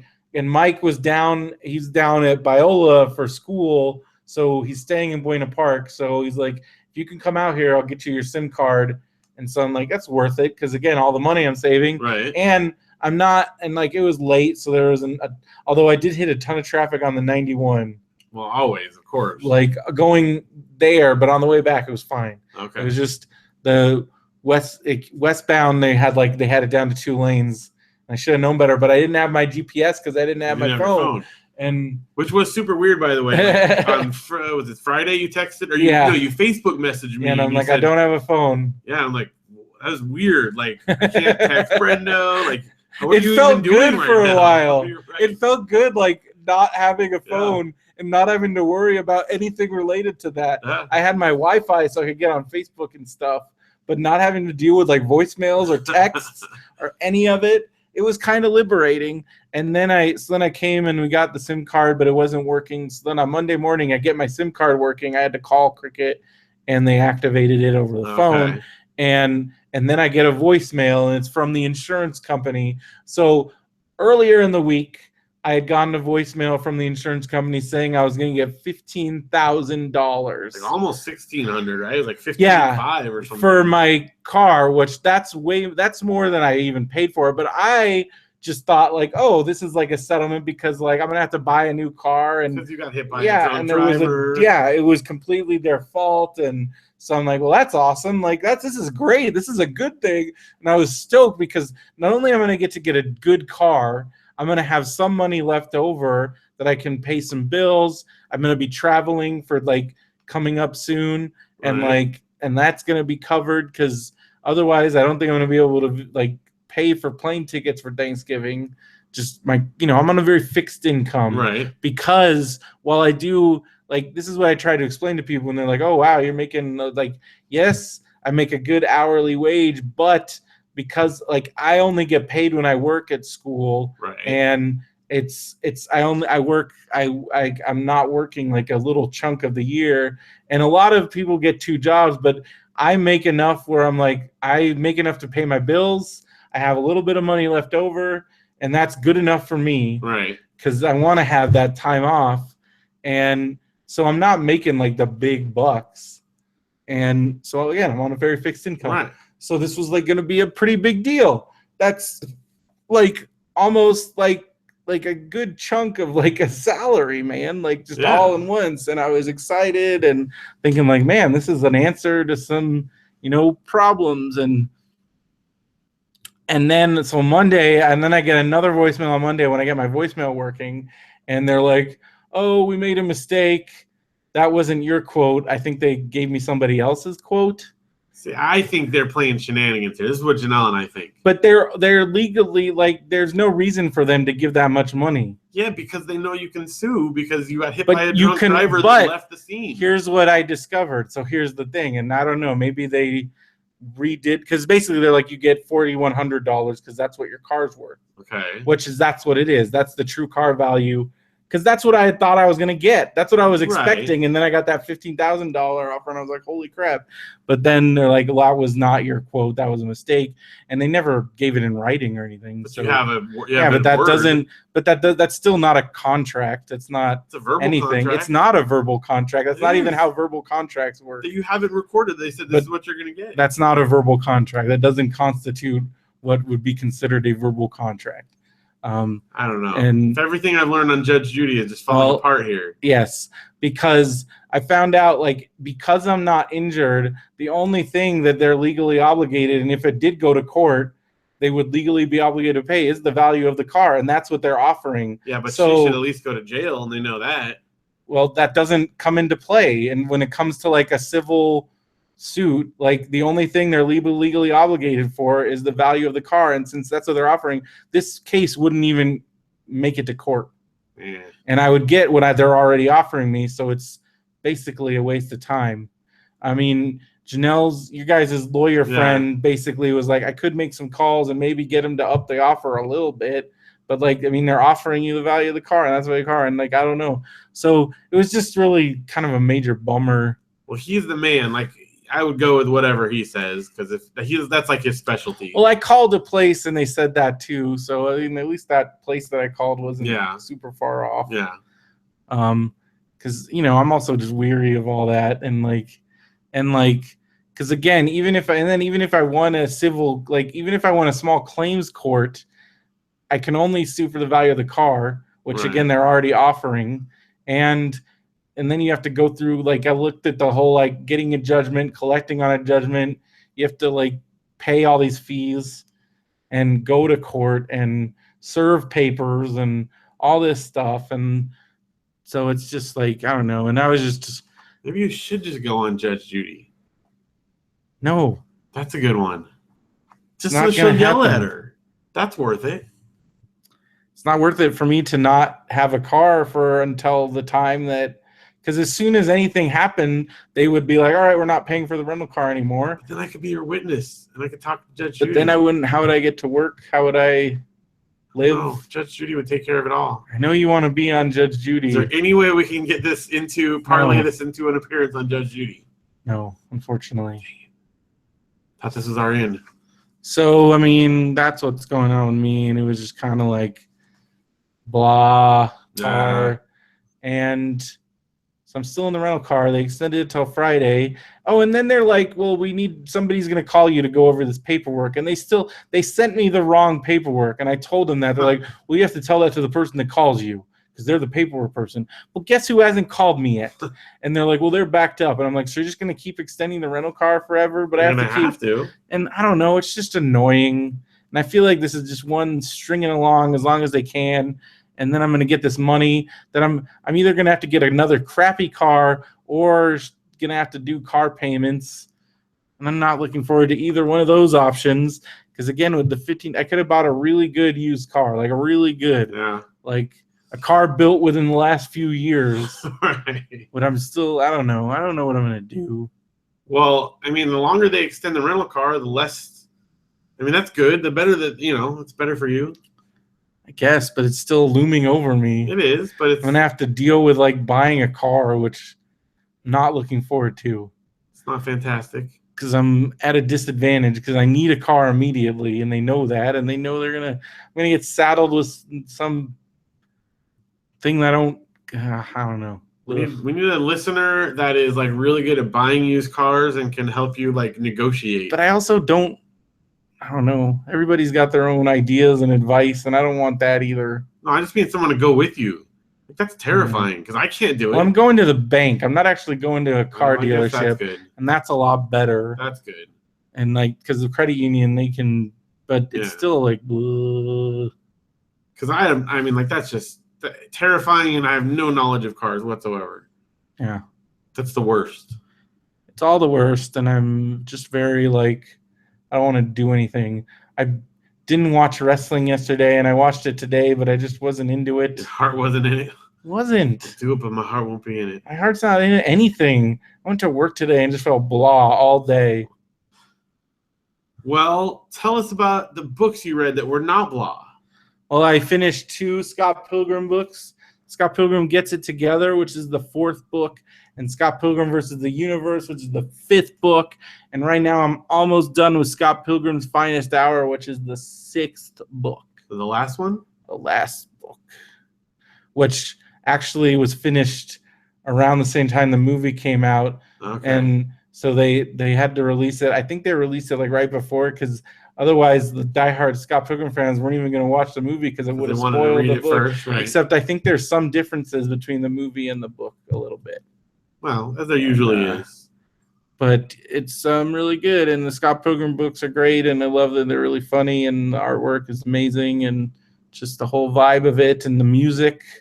And it made me go back and like listen to the soundtracks and watch dude, Brie Olson is Envy Adams, and when she sings that song, and that's like that song, love that song, and the metric version is great. But and then that made me listen to Brie Olson's albums because everybody forgets that Brie Olson was a pop star for a little bit, and she's a great singer, and she's the best. And then it made me realize I'm like, can't wait for Captain Marvel, but that's a little bit down the line. It is, but Marvel's great. And then I thought about how great Marvel is. So speaking of pop singers, I have a funny little tangent real quick. Okay. So Audrey did this like school play thing last week. Remember I told you about that? And part of it was like their school spirit thing. So they did these little sketches, but then their whole group like did a chorus sing along, Mm-hmm. And they took the Katy Perry song, the Roar. Yeah. Because their mascot is lion. So they said, we got the eye of the lion. You're going to hear me roar. And so they did this whole thing. It was super cute. Adorable. And so afterward, this thing, I was like, hey, do you know like that song's based on another song? And she's like, what? And so I previewed the video to make sure it was appropriate just in case. But, the music video is fine. It's like her in the jungle and stuff. Yeah. So I let her and Luke watch it. And like, first of all, they loved it because it's like a funny little video. And they liked hearing the original song. And then they went to bed. And afterwards, for whatever reason, Janelle and I like sat for like an hour. No, probably more like a 20 minutes. But still watched Katy Perry music videos for like. Her videos are great. Yeah. And we're like, she writes really catchy songs. Yeah. So we just sat and watched Katy those, Perry's great. And I've been saying this forever. And then we like got on other, like we watched a Selena Gomez one, and I don't know, just whatever was like in the suggestion bar. We're like, pop music is kind of catchy. It is. I'm telling you, it's really fun. So yeah, I've been walking around like humming Katy Perry songs and stuff. So there you go. There's my little tangent. It's also fun to watch the Super Bowl. Did you watch the Super Bowl video with the left shark? Famous left shark? No. You know what that is, right? No. You don't remember when all the left shark memes were in last year for the Super Bowl? So last year's Super Bowl, Katy Perry had like these two dancing sharks, and the left shark was pretty much doing his own thing. It was very clear that he maybe was a replacement at the last minute, didn't know any of the choreography. So there were these whole things like, in a world of right sharks, be left shark, just all these crazy left shark memes. Because he was clearly just doing whatever he felt like doing, and it's really funny to watch. Just look up what you can look up Katy Perry. It's really, really funny. Like there was SNL sketches about it. I probably didn't get the joke. Yeah, left shark. Sports, man. Left shark. Black hole. Just look up Katy Perry left shark, and it's very entertaining. Well, you guys, Phil doesn't know about left shark. That one, I don't watch the Super Bowl, so how would I have known that? It was everywhere on the internet. I didn't. Super Bowl. I don't watch the Super Bowl, and I knew about left shark. I didn't know about left shark, but I did know that one Selena Gomez song because she was on SNL at one time. Yeah. It's so stupid. It's a stupid catchy song. But it's really so catchy. Stupid, but it is really catchy. I'm not gonna sing it, but you know the one I'm talking about. It's so dumb, but then I'm like, I'm gonna like put it on like repeat a couple times. I don't know. We had a pop music moment for a bit there. That's how it gets in your head. Yeah, that's what it's designed to do. I know, and it works. My goodness. I'm also reading Jim Henson's biography, and it's gotten into like. It's his life is just so inspirational because the dude was like working in television his freshman year of college. He just got a job at a studio. He was already making kids TV shows and doing his puppet stuff a freshman in college, and he was going to school at the same time. And then he was like started doing like commercials, and he got really big with his coffee commercials, and then how a lot of the original Muppets came out of that, like Ralph. Right. And like Cookie Monster was originally for Muncho's chips, and he was a chip monster.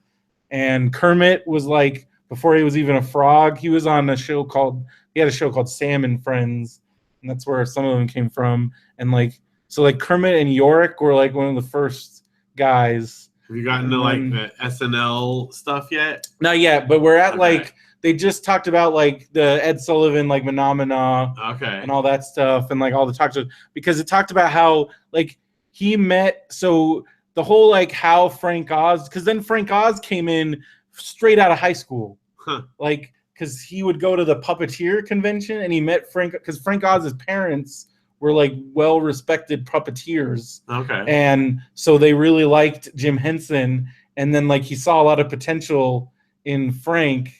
Even though Frank had no interest in being a puppet because that's what his parents did. Right. But basically Jim Henson's like, I want you to move to New York and work for me. So as soon as he graduated high school, that's what he did.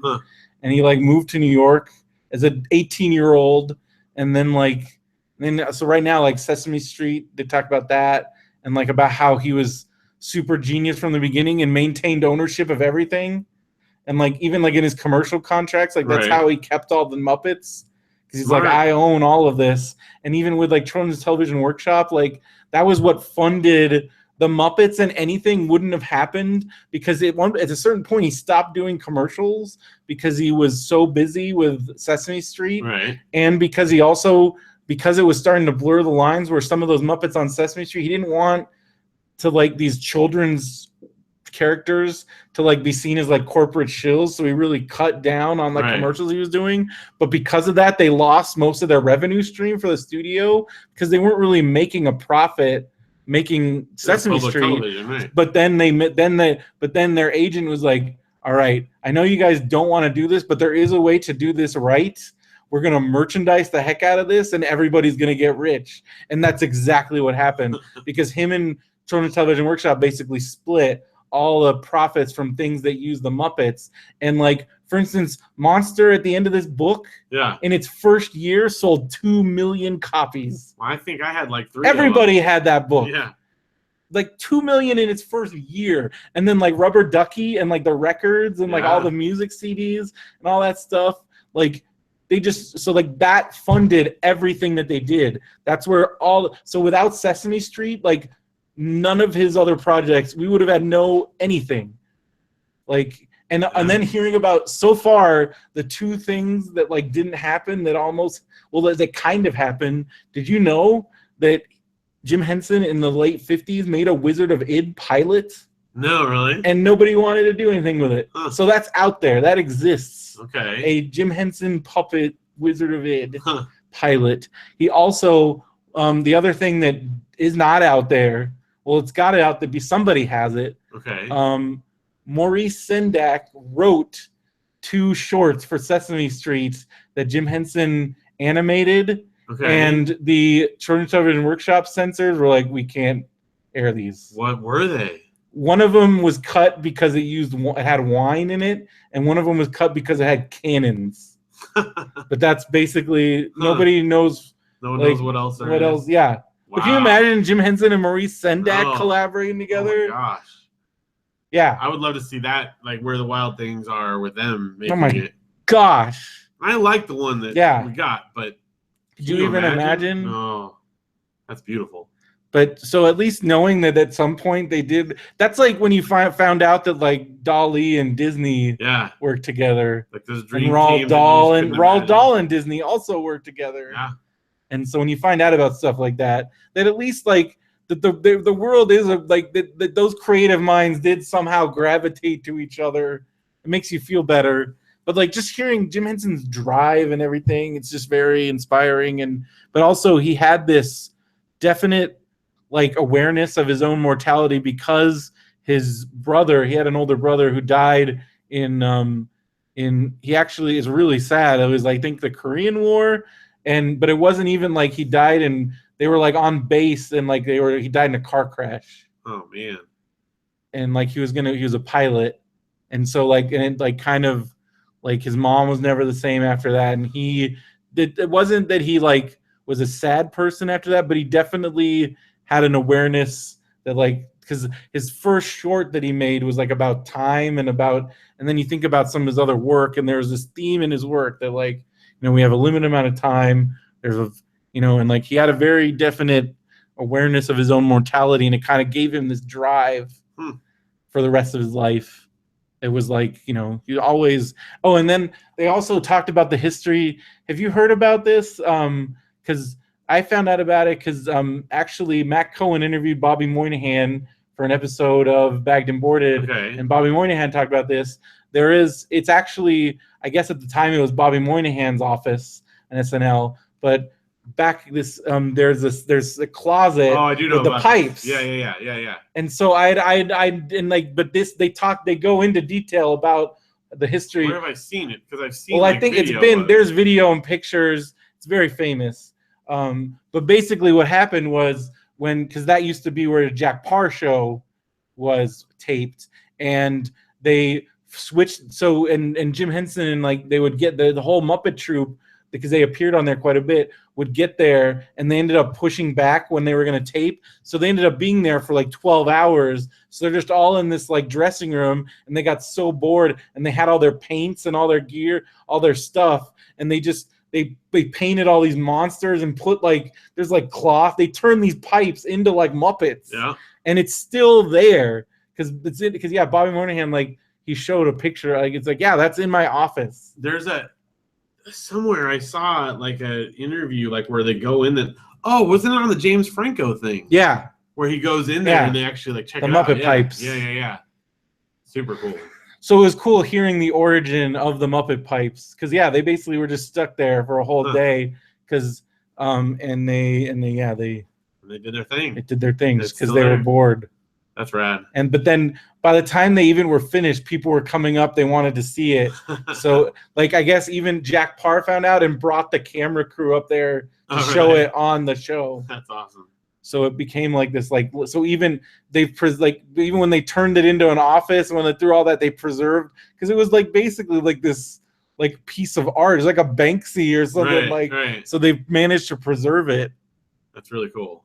Because that was from 1960, like it was in the 60s. Huh. It's still there. Yeah, 66, I think. But and also just hearing about the stories of like, sounds like Frank Oz and Jim Henson, their relationship, kind of beautiful. Yeah. Working relationship, creative relationship, and like really like he took him under his wing, and then they like just worked together for like 30, like Bert and Ernie, that's them, like, and it's based on them, and it's very much them. And also just hearing Frank Oz is funny. He's like, because he was originally supposed to be with. Originally, he was gonna be Big Bird, but before Jim had made him wear a full body costume once before, because there was I don't know if you've ever seen there. I've actually found these on YouTube. Okay. La Choy noodles, like La Choy. Yeah. Their mascot used to be like Jim Henson made it. It was like a walk around puppet dragon. Huh. And Frank Oz was in it, and he hated it so much. He's like, I'm never doing a walk around again ever. So that's how they ended up having to look outside of the Muppet, and that's how they found Carol Spinney. Was because Frank Oz was like, no, I'm not doing it. I'm not doing that. Huh. So yeah, it was just hearing cool stories like that, and then hearing about like, like just how, I don't know, Jim Henson was amazing. I really it's a really good biography. Sounds good. So if you're like Jim Henson and you haven't read this, should read it. Definitely. Speaking of reading things, you did it! I finished Harry Potter and the Order of the Phoenix finally. Holy crap. Did that ending hit you like a ton of bricks? Well, yeah, so I was kind of trudging along, and once I got to the last like 200 pages or something, I went through our first big kill off, man. Spoiler alert if people haven't read it, I guess. I don't know. I haven't up until this point. That was like a long time ago. But Sirius Black got killed off. It's crazy. Now, don't tell me if I'm right or wrong or anything, but I don't think he's dead permanently. He went in that thing. He could come back out. Okay. Don't tell me if I'm right or wrong. Okay. But they killed him off screen, basically, which is like code in any storytelling for he can come back. But he could be gone for real. I don't know. Okay. That's my guess. That's my guess at this point.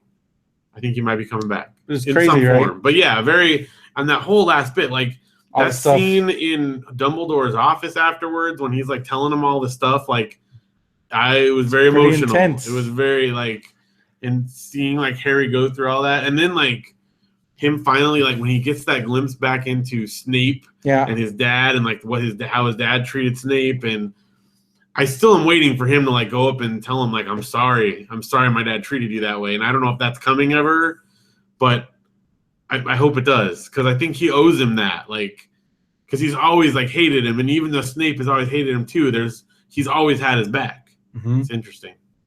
So we'll see how that goes. I know you can't say anything. It's probably killing you right now. I can't say anything. So you can't say anything.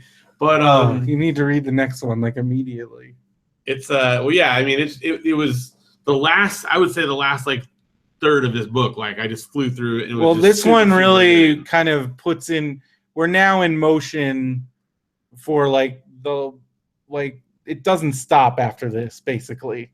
Well, and it's definitely there's a corner has been turned. Yes. I love the whole like Umbridge. She was like very like horrible. How nuts was that? And then like when the Weasley brothers take off, that was pretty great. Looking back, because I've always said that 3 was my favorite movie, but going back and watching it again, Order of the Phoenix is so good, and the way they somehow managed to cram the major beats into this movie, they did have to cut a bunch. Well, it's a 900-page book again, for the movie, so But the way they did get the major stuff, and the end, like you said, that they captured how powerful that end and that confrontation. Well, yeah, that big fight, the big confrontation with Voldemort. Voldemort's really starting to like show his power and make some serious moves, and it gets really intense. So I kind of knew someone was going to die. I mean, I know people are going to die at some point. I thought it was going to be Neville at this point. She doesn't pull any punches though, man. I thought it was going to be Neville. Yeah. And I was wrong. That was my guess, like going in, because the final scene, I'm like, someone's going to die here. There's no way that someone's not going to die in the scene. And that's what I thought it was. But Can't wait till after the next book, man. I cannot wait. I know more people are gonna die at this point too. I can't wait. I'm not oblivious to the fact that people are going down. But man, it's good. It's gotten really good. Yeah. Well, I'm glad you're getting to that point. So what's the next one now? Half-Blood Prince? Half-Blood Prince. And what's the last one? That is the Deathly Hallows. Okay. Which, once you read that, there's tons of stuff in the new movie. The new movie. The Fantastic Beasts? Beasts Where I Find Him that ties directly into things Okay. that So I you have to read learn it before I see that. Well, you definitely are. Yeah, if you definitely have to be done before you see that Okay. because it will spoil some big parts. Okay. Well, you haven't seen it yet, but you just know. Yeah, I just know. Okay. The Deathly Hallows themselves are a part of this prequel. Okay. You don't even know what that I means. don't even know what it means. But you will. You freaking will, man. Well, it's good. It's good. Good book. All right. What's going on, Blue Christmas? Well, You said you have an update. I just didn't update that part from last time. I forgot. The update Sorry, is it's no. still gonna be awesome. Okay. December 3rd, up in Big Bear. You can check out the event page if you look for We Blue didn't Christmas update this 19. either. Oh yeah. I did the TV things though. Well, I saw Doctor Strange. We have new movies. Yeah, new movies. New movies. But I didn't watch it yet, so you got to talk about it with no spoilers. I will talk about it in broad strokes. There we go. then. Broad strokes I can handle. It was visually amazing. Yeah. Cumberbatch was amazing. It was great. I loved it. I loved that, like, just like Guardians of the Galaxy, this opens up a whole new universe in now the you've got Marvel magic universe. stuff. You have the whole spirit realm and multiple dimensions, and Doctor Strange is now in the MCU. And the biggest thing that I can't talk about it until you see it because I definitely don't want to spoil All right. it. Don't spoil it, but it's good. It's so good. It did The quite music, well. Giacchino's score. Yeah. It's like, I'm gonna agree with Derek. It's like the best Marvel score. I've been hearing that. I've seen And several people. Scott Derrickson, props to Biola alum. Yeah. Scott Derrickson, Yeah. making that Biola film. I've actually met him. Yeah. Briefly. He came and spoke for our film school because he Well, was in our school. He's definitely going to be the poster boy. If he wasn't already the poster boy for the definitely Biola film was. program, well, now he really is. Yeah. Because up until this point, he's had various successes in relatively low key films, but this is done. I think it did bigger business than The worldwide is nuts. Yeah, and it's then over I think they probably already broke 100 million now. And it's past Thor, Yeah. and I think It was the biggest fall opening. Yeah, and I think the only other one that's a introduction of a single character that was bigger was the original Iron Man. Yeah. So I mean, it's done very well. He did a great job. I think everybody involved did a great job, and also I'm still so happy we went to that Comic-Con panel because that thing at the beginning where Cumberbatch came out of the floor basically and all that freaking cool laser things, stuff. that really captured the feel of the movie, and I'm like, we're the only people that got to see that. We're the only, and it is crazy that they still haven't shown the real Guardians of the Galaxy. They're still even in front of this, they showed that teaser, right, which isn't even the full trailer that we saw, let alone the scene that we we saw so much Guardian stuff that's not even close to being out there yet, and people have no idea. Plus Spider-Man stuff. When are they going to give us? I don't know. They haven't even done a teaser. Because again, that's going to be the best Spider-Man. Mark my words. This is going to be the best Spider-Man movie, possibly the best Marvel movie. Well, this was great, and I'm just so excited about everything. It's great having the last two things I've seen are the two DC movies. To and then this, I'm like, oh yeah, it's so different. Back in the cleanser. Yes, because I'm like, oh, this story. I'm so invested in all of this. Yeah. And it's just so night and day. I'm sorry, and I'm actually sorry, not sorry. Well, I think we're gonna go see it. I don't know. I want to over go this see it in weekend. that Cine 1 I haven't theater. seen it in 3D yet. I haven't seen that in And 3D everyone's either. like flipping out But about I the want to 3D. see it in Atmos, dude. I can't imagine what that's going to be like. Man. I just want to see it a bunch. I don't know. It's so awesome. But now I still have to finish. I still haven't finished Luke Cage. And now I'm going to get on board with that. And so let's move on to TV here. Agents of S.H.I.E.L.D. Holy crap, man. I'm like a 2 or 3 episodes. Well, this behind. this week's episode went into like the origin story, man. Oh, okay. The Ghost Rider of Robbie Reyes Ghost Rider. And Nice. it's freaking nuts. This whole thing's been so nuts. far. He's so good. Yeah. And I love the new director. I love that guy. Yeah. He's good. And I don't know. I really like I'm just, again, they're firing on all cylinders, and Ghost Rider's awesome, and it's really cool, and I'm excited about everything. And it's Marvel can do no wrong. Marvel's amazing, you guys. Wrestling, keeping up with the wrestling. I haven't even watched the New Japan this week, but I'm still behind on New Japan by quite a bit. A lot of wrestling. It's too much, man. I don't know. It's now that there's two pay-per-views a month. It's really kind of ratcheted everything up. And also just been so busy these last couple, like this weekend. I mean, I got Friday off, but it's Derek's birthday. Can you go out there? Well, his birthday is tomorrow, but I'm gonna go out there on Friday. That's cool. Take him to dinner, birthday dinner. So happy birthday, Derek! If you're listening to this, Yeah. And tell everybody else. Say happy birthday to Derek Armijo, because he's awesome. Isn't he? Is he? Are we allowed to say like how old he's turning? He's turning the big 30. He's hitting 30, right? Young Derek. Young Derek's on. Is now 30 years old. 30 years old. Remember when you were just a young 20-something dude? Man.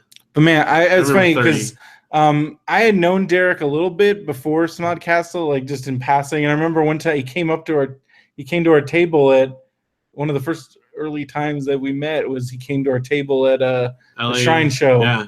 But then I remember the day that Matt and Kevin got the keys for Smod Castle. Kevin was also doing a show at the House of Blues in Los Angeles. R.I.P. Can you believe that? Yeah, nuts. What are they putting there? L.A. and Anaheim are gone. I mean, it's just that they're like done, right? Yeah. Isn't there like one left or something now? Well, there's San Diego and some other places, Vegas. Wait, like that's not much. But like the ones here are gone, Hollywood and Anaheim. So we were it was like, so Derek and I were kind of feeling each other out, and he gave me because we drove from Smod Castle and I had parked my car back there. Right. And then we went to the show, and then we're going back to Smod Castle. And he was like, and I come straight from work. So he's like, did you see the Super 8 teaser? And I was like, Super 8 teaser. And then he described it to me. And he's like, are you sure you want to know? I'm like, no, tell me everything. Because I was so excited. Right. And then he's like, so then a train crashes. And I'm like, what? And I'm like freaking out. And I think that's when he knew. He's like, I think we're gonna get along. Because like I was just freaking out so much about him describing a teaser. He's like, I think I can work with this. And then we were pretty much buds after that. Yeah. Well, happy birthday, Derek. Happy birthday, Derek. And oh man, well, one thing I forgot to put, SNL. Yeah, I had that on mine. Because it's been so good. I mean, we talked about so there was Tom Hanks, and then we had Cumberbatch. Okay. There was like for me a far and away best sketch that I've watched like multiple times since it came out. Which one? Do you have one? Like, was there a standout for you? I don't know. There was I like just the opening, the cold open. Like I got emotional. There was good stuff all throughout the show. Don't get me wrong.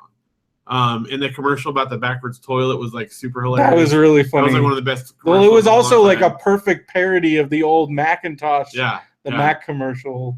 But it also reminded me of like the Love Toilet from like Kevin Nealon days. But no, the one hands down for me was when he was the professor and Pete Davidson is like the skate dude that he's like, he's like, okay, yeah, cool. And then at the very end, he's like, Professor tried to kiss me. Cool. Oh. Want to get the food? Okay. Like, and because it was a perfect blend of Pete Davidson being like his doofus teenager character, and then Cumberbatch just like this eloquent, like this emotional speech, and he just never breaks, and it was beautiful. It was I watched that, and I made Janelle watch it, and it was super great. So that was my favorite. Loved it. I thought the Beck Bennett one where he's like, who's hot? Yeah, why is he hot? That was really goofy. There was a lot of funny stuff. That's not the only one. Yeah. That one though for me.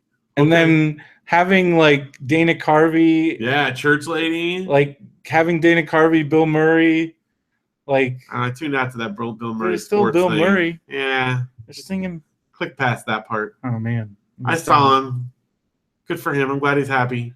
And then just that opening thing with when they ran out in the streets. And they ran and it's just Alec, and like they're just.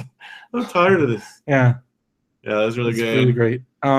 Last Man on Earth, man. Yeah. Spoilers if you haven't seen it. That was crazy. So it's this like self-sustaining building. We thought it was like people living there. Yeah.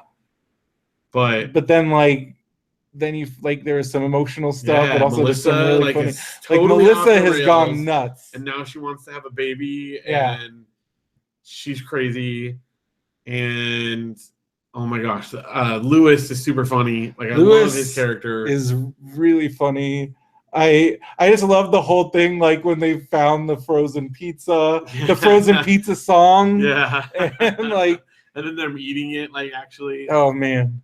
Oh, and then there's that dinner scene where they're like way at the end, like Batman style. Yeah. And he like drives the go-kart down to her and stuff. Oh my gosh. It's great. It's super great. Kristen Shaw's the best.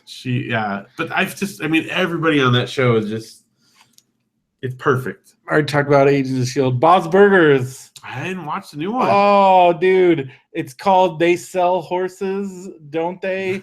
And Ken Marino plays a meat salesman who ends up selling Bob horse meat. Wasn't that like from the first Oh, no. The first that was episode human flesh. That's right. So the health inspectors get involved. Oh, that's funny. And Ken Marino is the voice of the guy. He's great. That's awesome. I can't believe you didn't watch Bob's Burgers. I'm telling you, it's the It's a dang stupid Hulu watch thing list. because I go on there and I forget what I need to like. What's up? So I just go through everything now. there's I have added hundreds of things to that. Oh, queue. you need to. So it's like broken. You need to cut that down. Then it's ridiculous. So I go on and whatever I see is what I watch, but then I'll forget like. Oh yeah, this might be about birds. Because it used to be I just have my list of TV shows and then it shows. Well, dang you, Hulu. Recommend fixing your cutting down your watch list then to just the essentials, because otherwise you're never gonna miss these shows. I know. South Park was really funny. The Member Berries stuff is just, oh my gosh, what are they gonna do now? Oh, dude, It's gonna be an interesting episode, this week. They're probably working on it right now as we speak. It's gonna be a lot of interesting TV this week, actually. Like Trey and Matt are probably like right now, just they probably had one thing, and now they probably right now as we speak just trashed everything they had, and they're probably redoing it because they still have actually for this week's it's probably over, right? But like next week's.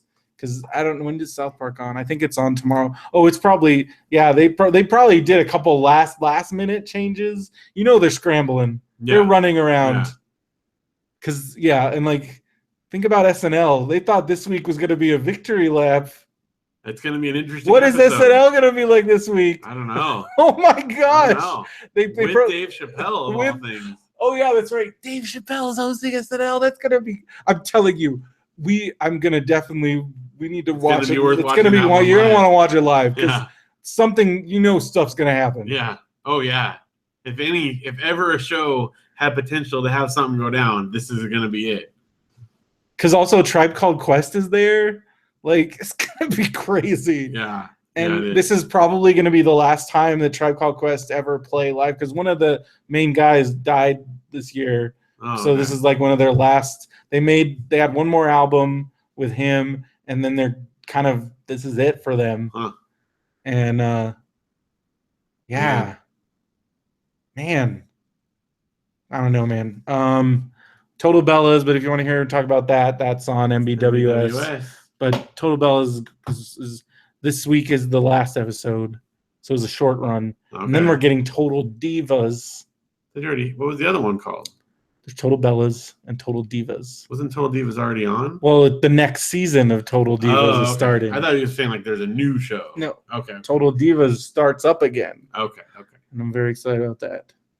But yeah, so that's what I watched. Yeah. Did you watch any Goldbergs? Or maybe that's the one that was the Stephen King one. Oh, that's right. You'd already seen that one. Well, that was great.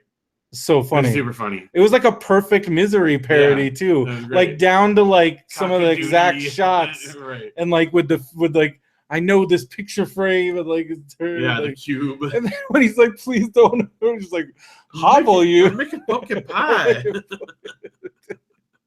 But like just like she makes him rewrite the story and like the smother, like oh my gosh. And I love the whole like storyline where like Barry is like now Barry's the cool one and she's the Barry. Like the Barry and just that whole relationship has been really funny to me. So great. And the fact that because she's like a totally like cute girl, and the way they can make her like all when she's feeling bad, they put like the braces on and pump her up. The thing with the fake boyfriend was like almost painful to watch. Oh, and then like when she brings her hot cousin over, and then he's like, oh, no. Plus all the Little Shop of Horrors. Oh, dude. Oh, the Little Shop of Horrors on this one was suddenly that I knew you were like die because that was amazing. And Audrey. Yeah. Audrey too. That was fantastic. Fantastic. And she was Audrey. And he comes in and sings Suddenly Seymour with her. I might have cried a little bit. That was great. I got emotional. But then Barry is Audrey too. It's like the funniest thing. Dancing and stuff.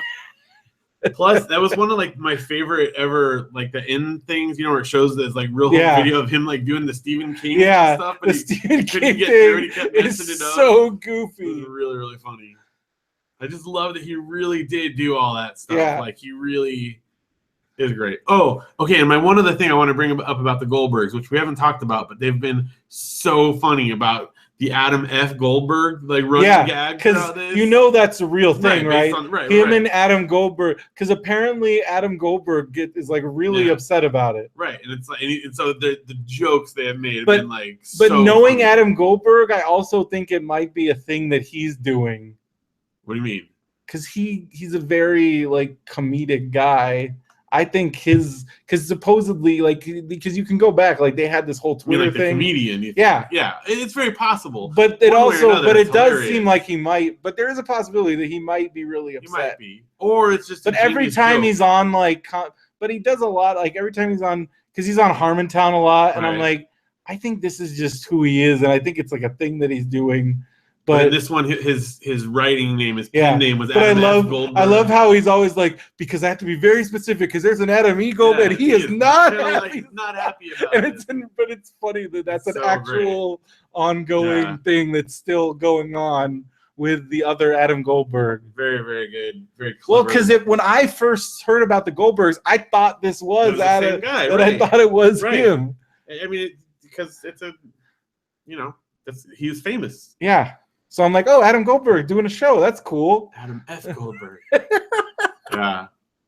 This is great. Very good episode. Netflix. I didn't watch anything on Netflix. I didn't either. Although the kids started watching a show on Netflix. I need to catch up on Luke Cage. I have not finished Black Mirror. I have not finished some other stuff.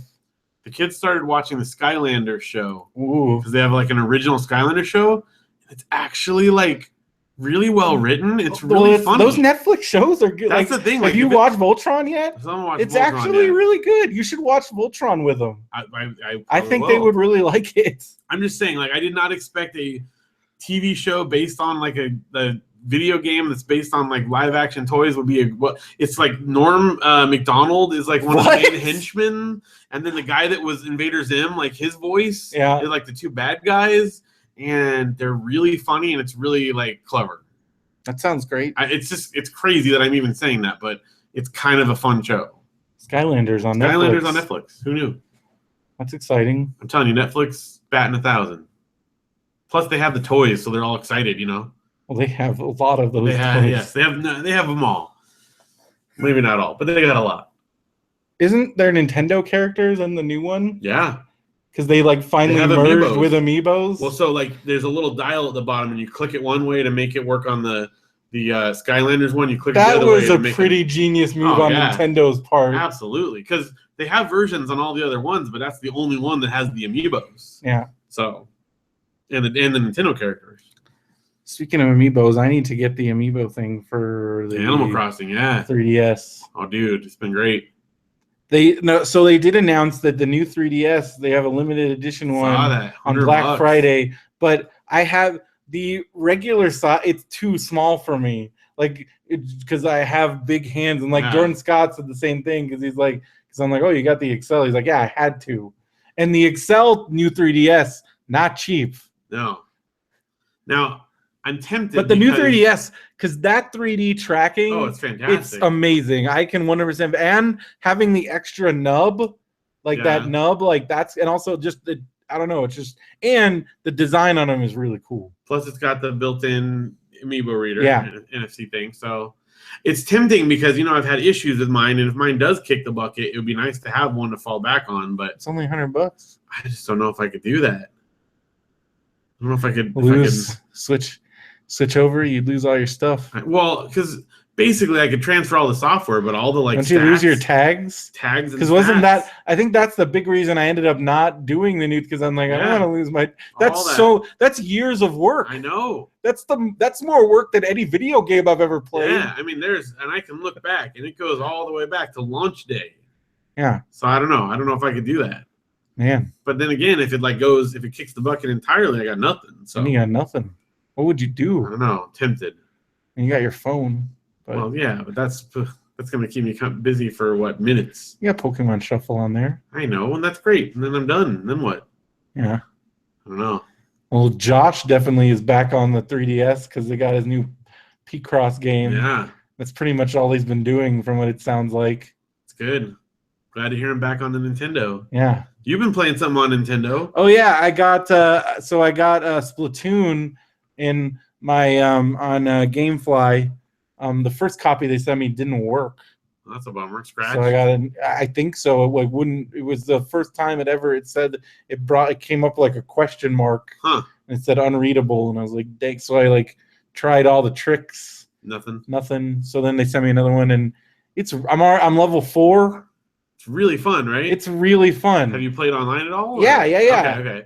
Because last time we talked, you were just doing the one player. Because I had to wait for the patches to download, Oh, right. and now it's all patched up, so I could actually do the online, and then it's a lot of fun. And I like that the maps change every day, and there's so much stuff to unlock. There's an insane amount of stuff to unlock, Yeah. and I got the roller gun, and I love that thing, and I got and then I got a gear to up my. So now I'm super tank. I got 3 shields. And I'm a roller, so I just plow through people, and I really like it. And I like that there's all different play styles. You can be a sniper, right. You can be there's charged guys. You don't have to be good at the first person. And thing. you can just paint stuff and get. And then, because a lot of people ignore that, and I'm painting things, racking up points. Right. There's so many different ways to play. I've gotten number 1 quite a few times, and I haven't even killed anybody. Yeah, just by painting. Yeah. I love that game. It's really fun. We got to play online. Yeah, we got to play. How long do you have it for?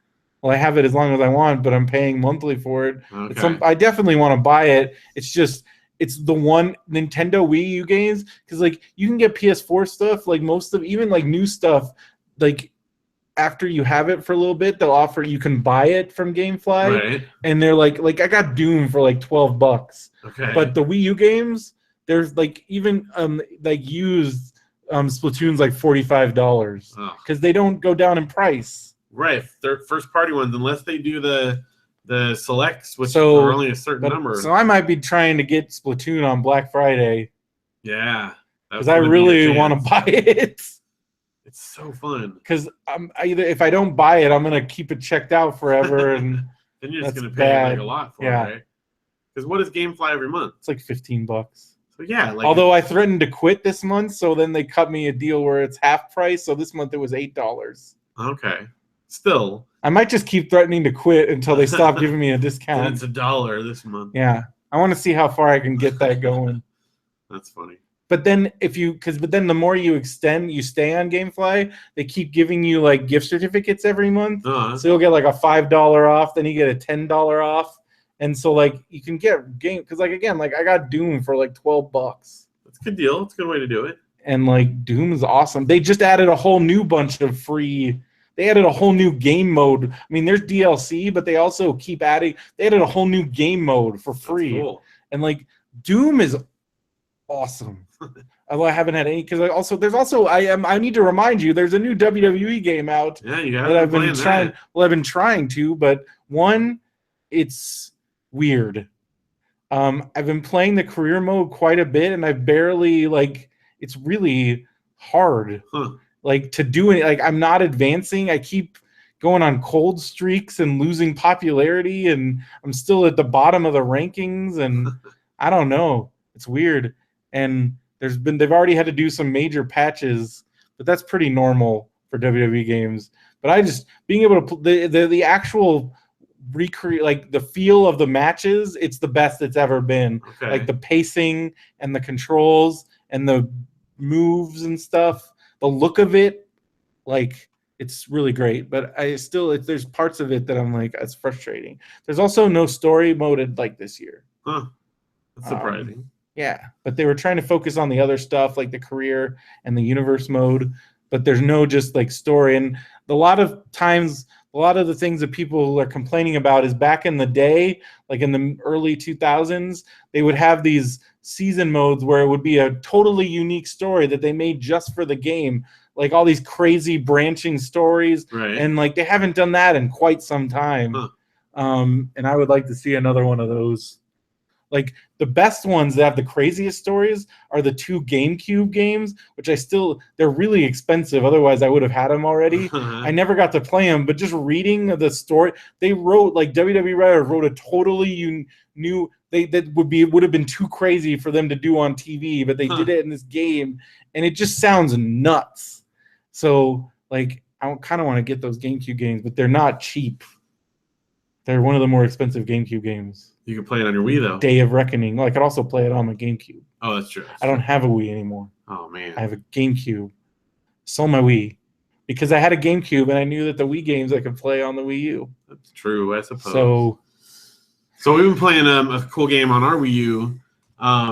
It's called The Rivers of Alice. I saw you've been playing that. It's super cool. How did you see that? Because it popped up.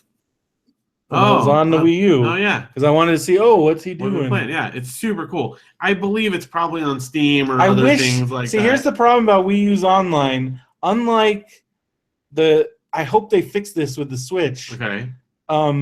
There really isn't a easy way to like say, hey, I'm playing this game, play with me. Whereas on PS4, I can like invite you to a party and we can just start playing games. Wii U doesn't really have that. They're online. Well, you can search for friends. Yeah, but it doesn't. There isn't a way where if we're both online and you're not playing. So, like, let's say you're like playing that or watching a thing.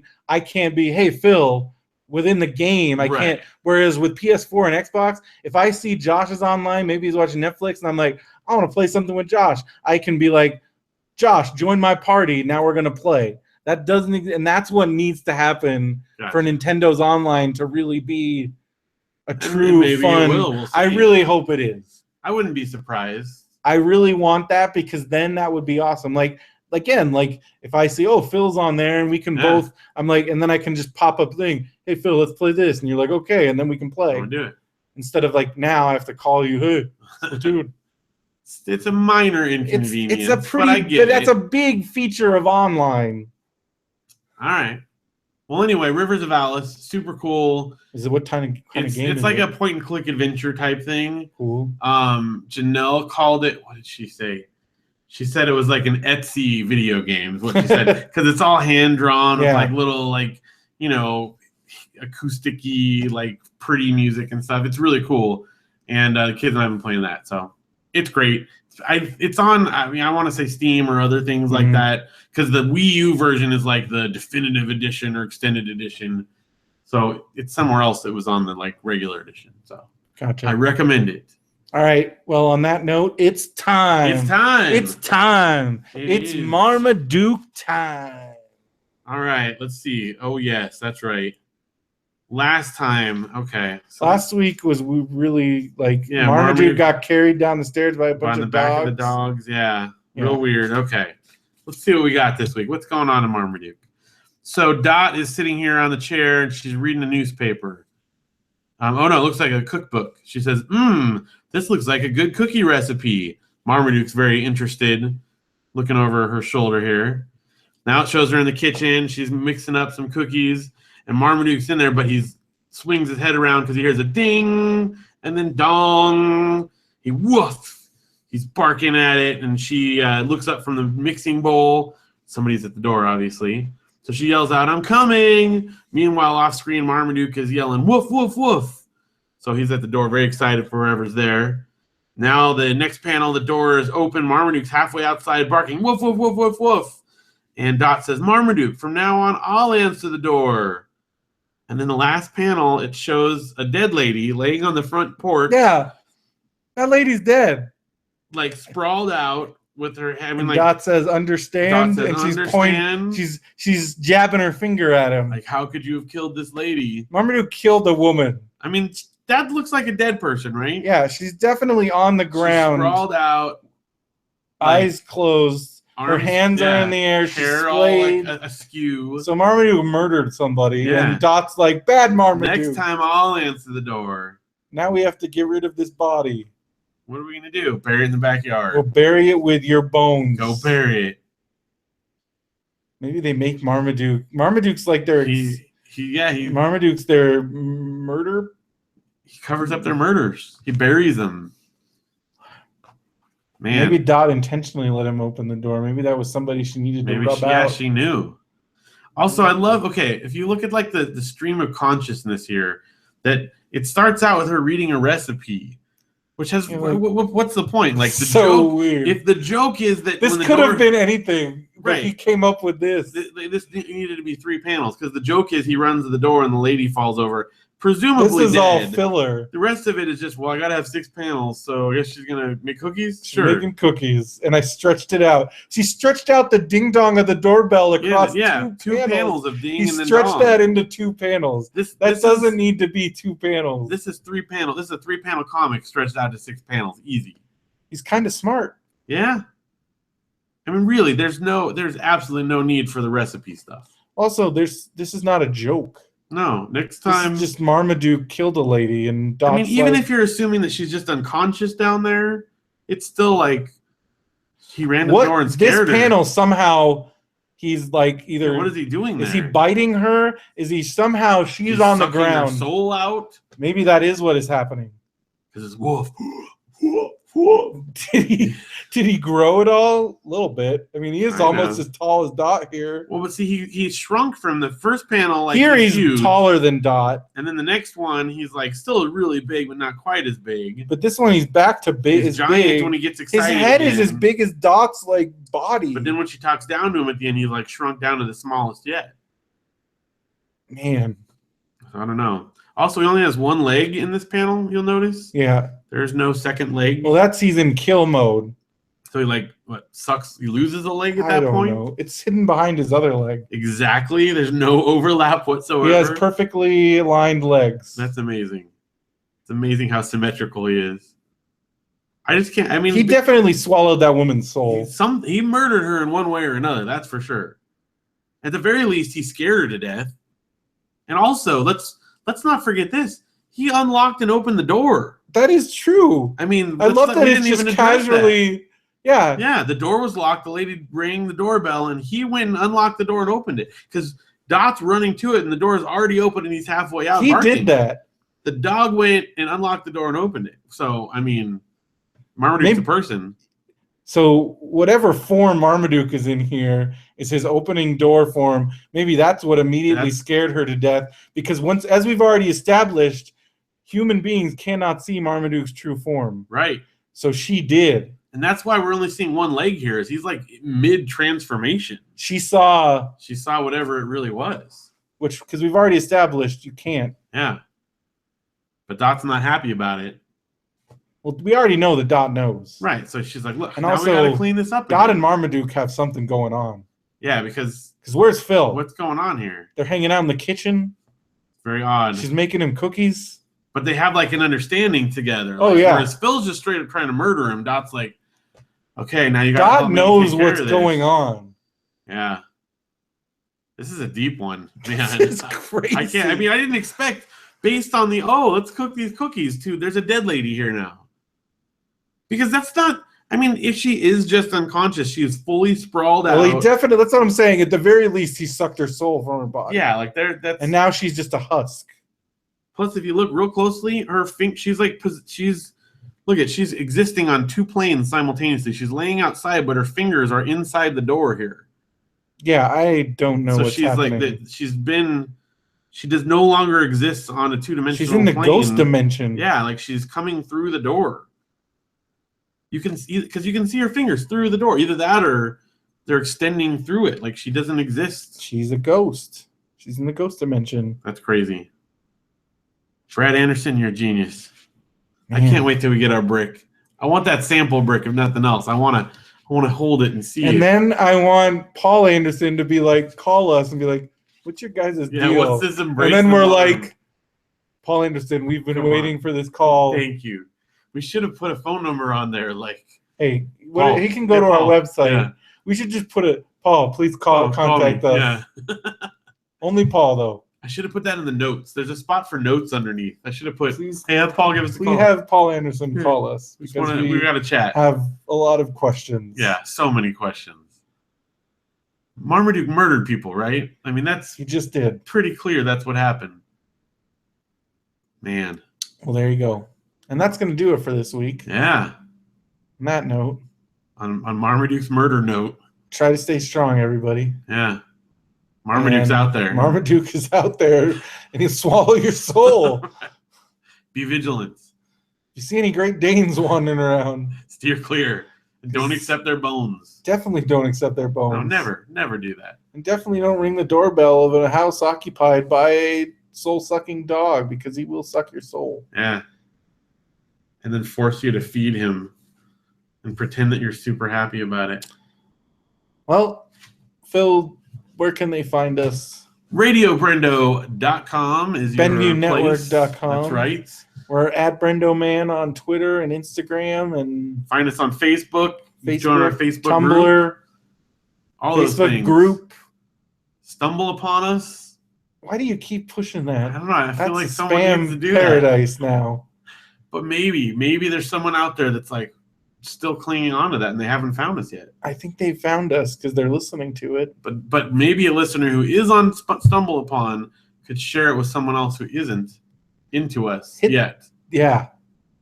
If for some reason you still have Stumble Upon toolbar, hit that thumbs up button. Is that what it was? I don't even remember what the thing was. You thumbed up the things that you liked and thumbs down, and you hit the stumble button to go to a random new website based on your taste, and it kind of learned what you liked. And I found so much crazy stuff because of that thing. So if you just stumbled upon us, thanks for joining us for the first time. Now it's just all spam people and other spam people spamming other spammers. But maybe somewhere amongst all the spam, a little gem will float to the top. Maybe. Amongst all the gelatin. And maybe there is somebody with a real MySpace profile in 2016. There could be. That's out there just, why doesn't anybody post on my wall anymore? Hey. Can you even do that anymore? I don't know if you can post on someone's wall. Hey, what happened? Hey, guys. Hey, where's everybody? Nobody's... I had you on my top 10. Yeah. What happened? What happened to top 10? What's all this stuff about liking? Yeah. Who needs the like? Who needs that? Well, didn't they add likes to MySpace? I think, and that was I think that was like they're trying to. That was the downfall. You can like stuff here too, guys. Stuff, guys. It's cool. We like. Remember the old like Facebook? What were like? Because there was like walls, but then there was like the shouts. Yeah. MySpace shouts. Yeah, it was. Because remember, you would just look through your shouts that people made. That was like the global message system. Man, things have changed. Things have changed so much. Remember pokes? Pokes. Used to poke. Remember like all those. I found a picture that I took of all the notifications that I had from like 80 different things because I was like, this is out of control. and it was on Facebook because it was like, you have 8 requests from Mafia this, Oh and you my have gosh. 25 pokes, and you have this many requests from this and this.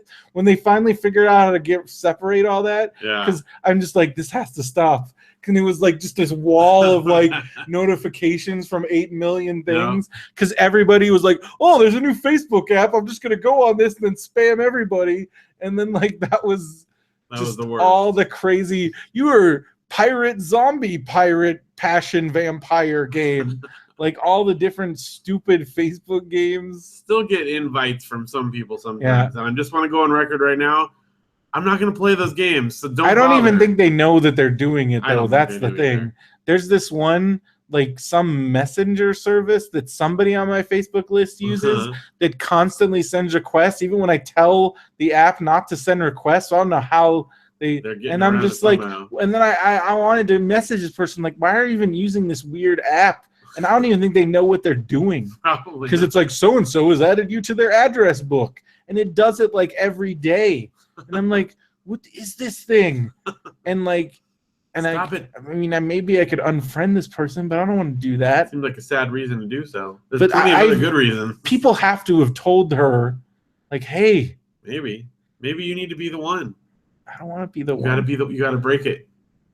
There's a lot of other things. And again, we're living in a new world. Cats and dogs living together. Mass hysteria. Well, that's going to do it this week for Radio BrendoMan. So why do I always do what's going to do it for Radio BrendoMan? So for Radio BrendoMan. I need to go to bed. For Radio BrendoMan, I'm Brendan Creecy. And I'm Phil Vecchio. Have a good one, everybody.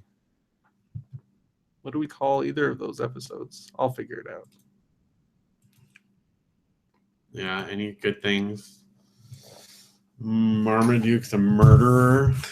Cold-blooded Marmaduke. Cold-blooded Marmaduke. In cold Marmaduke. In cold Marmaduke. There you go.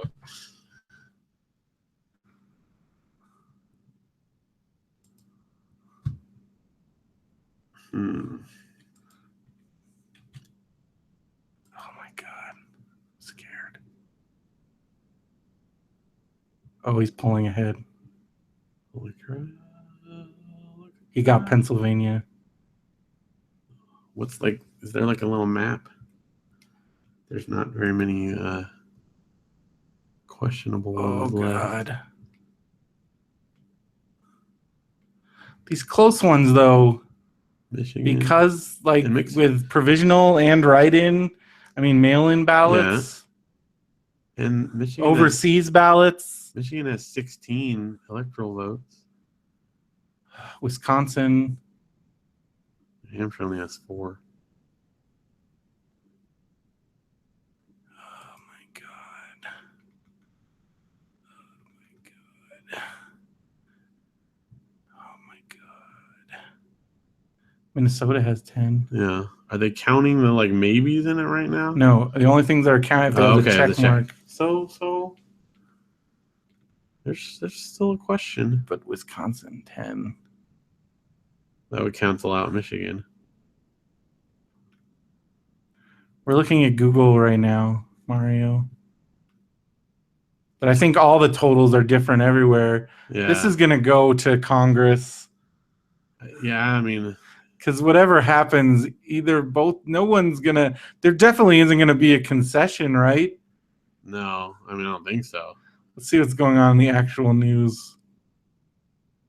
Oh my God. You saved the episode, right? Yeah. I don't want to think about this right now. They're taking a break for the night. Okay, yeah, that's figures. Okay. But they got the freaking Senate, dude.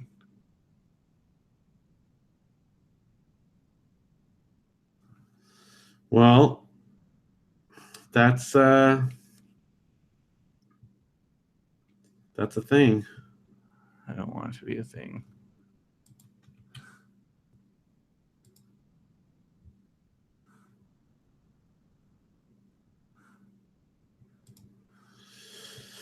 Oh my. Welp. Thank y'all for listening on the YouTubes. What are the most nostalgic PC games?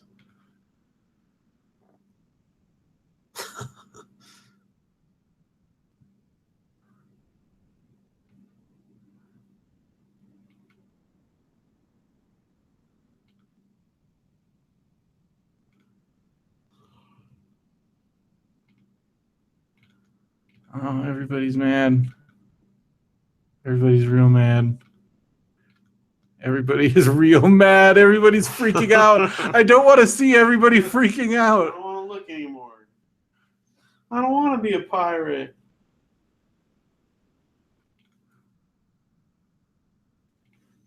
Oh gosh, everybody's freaking out.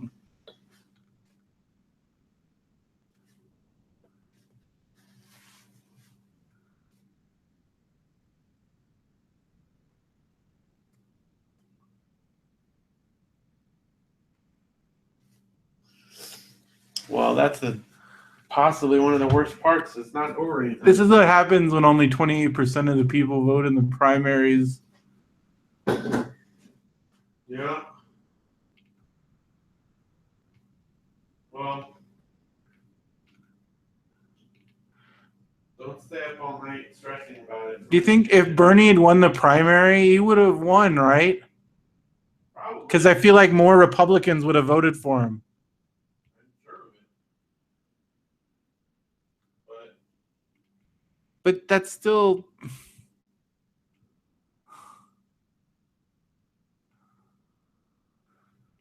woulda, coulda, shoulda.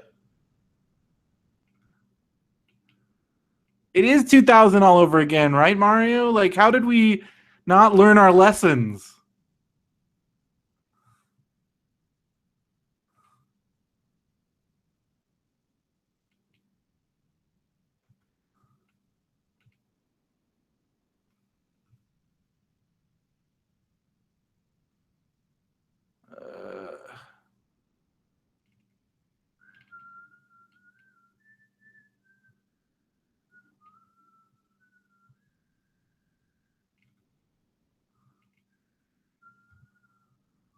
All right.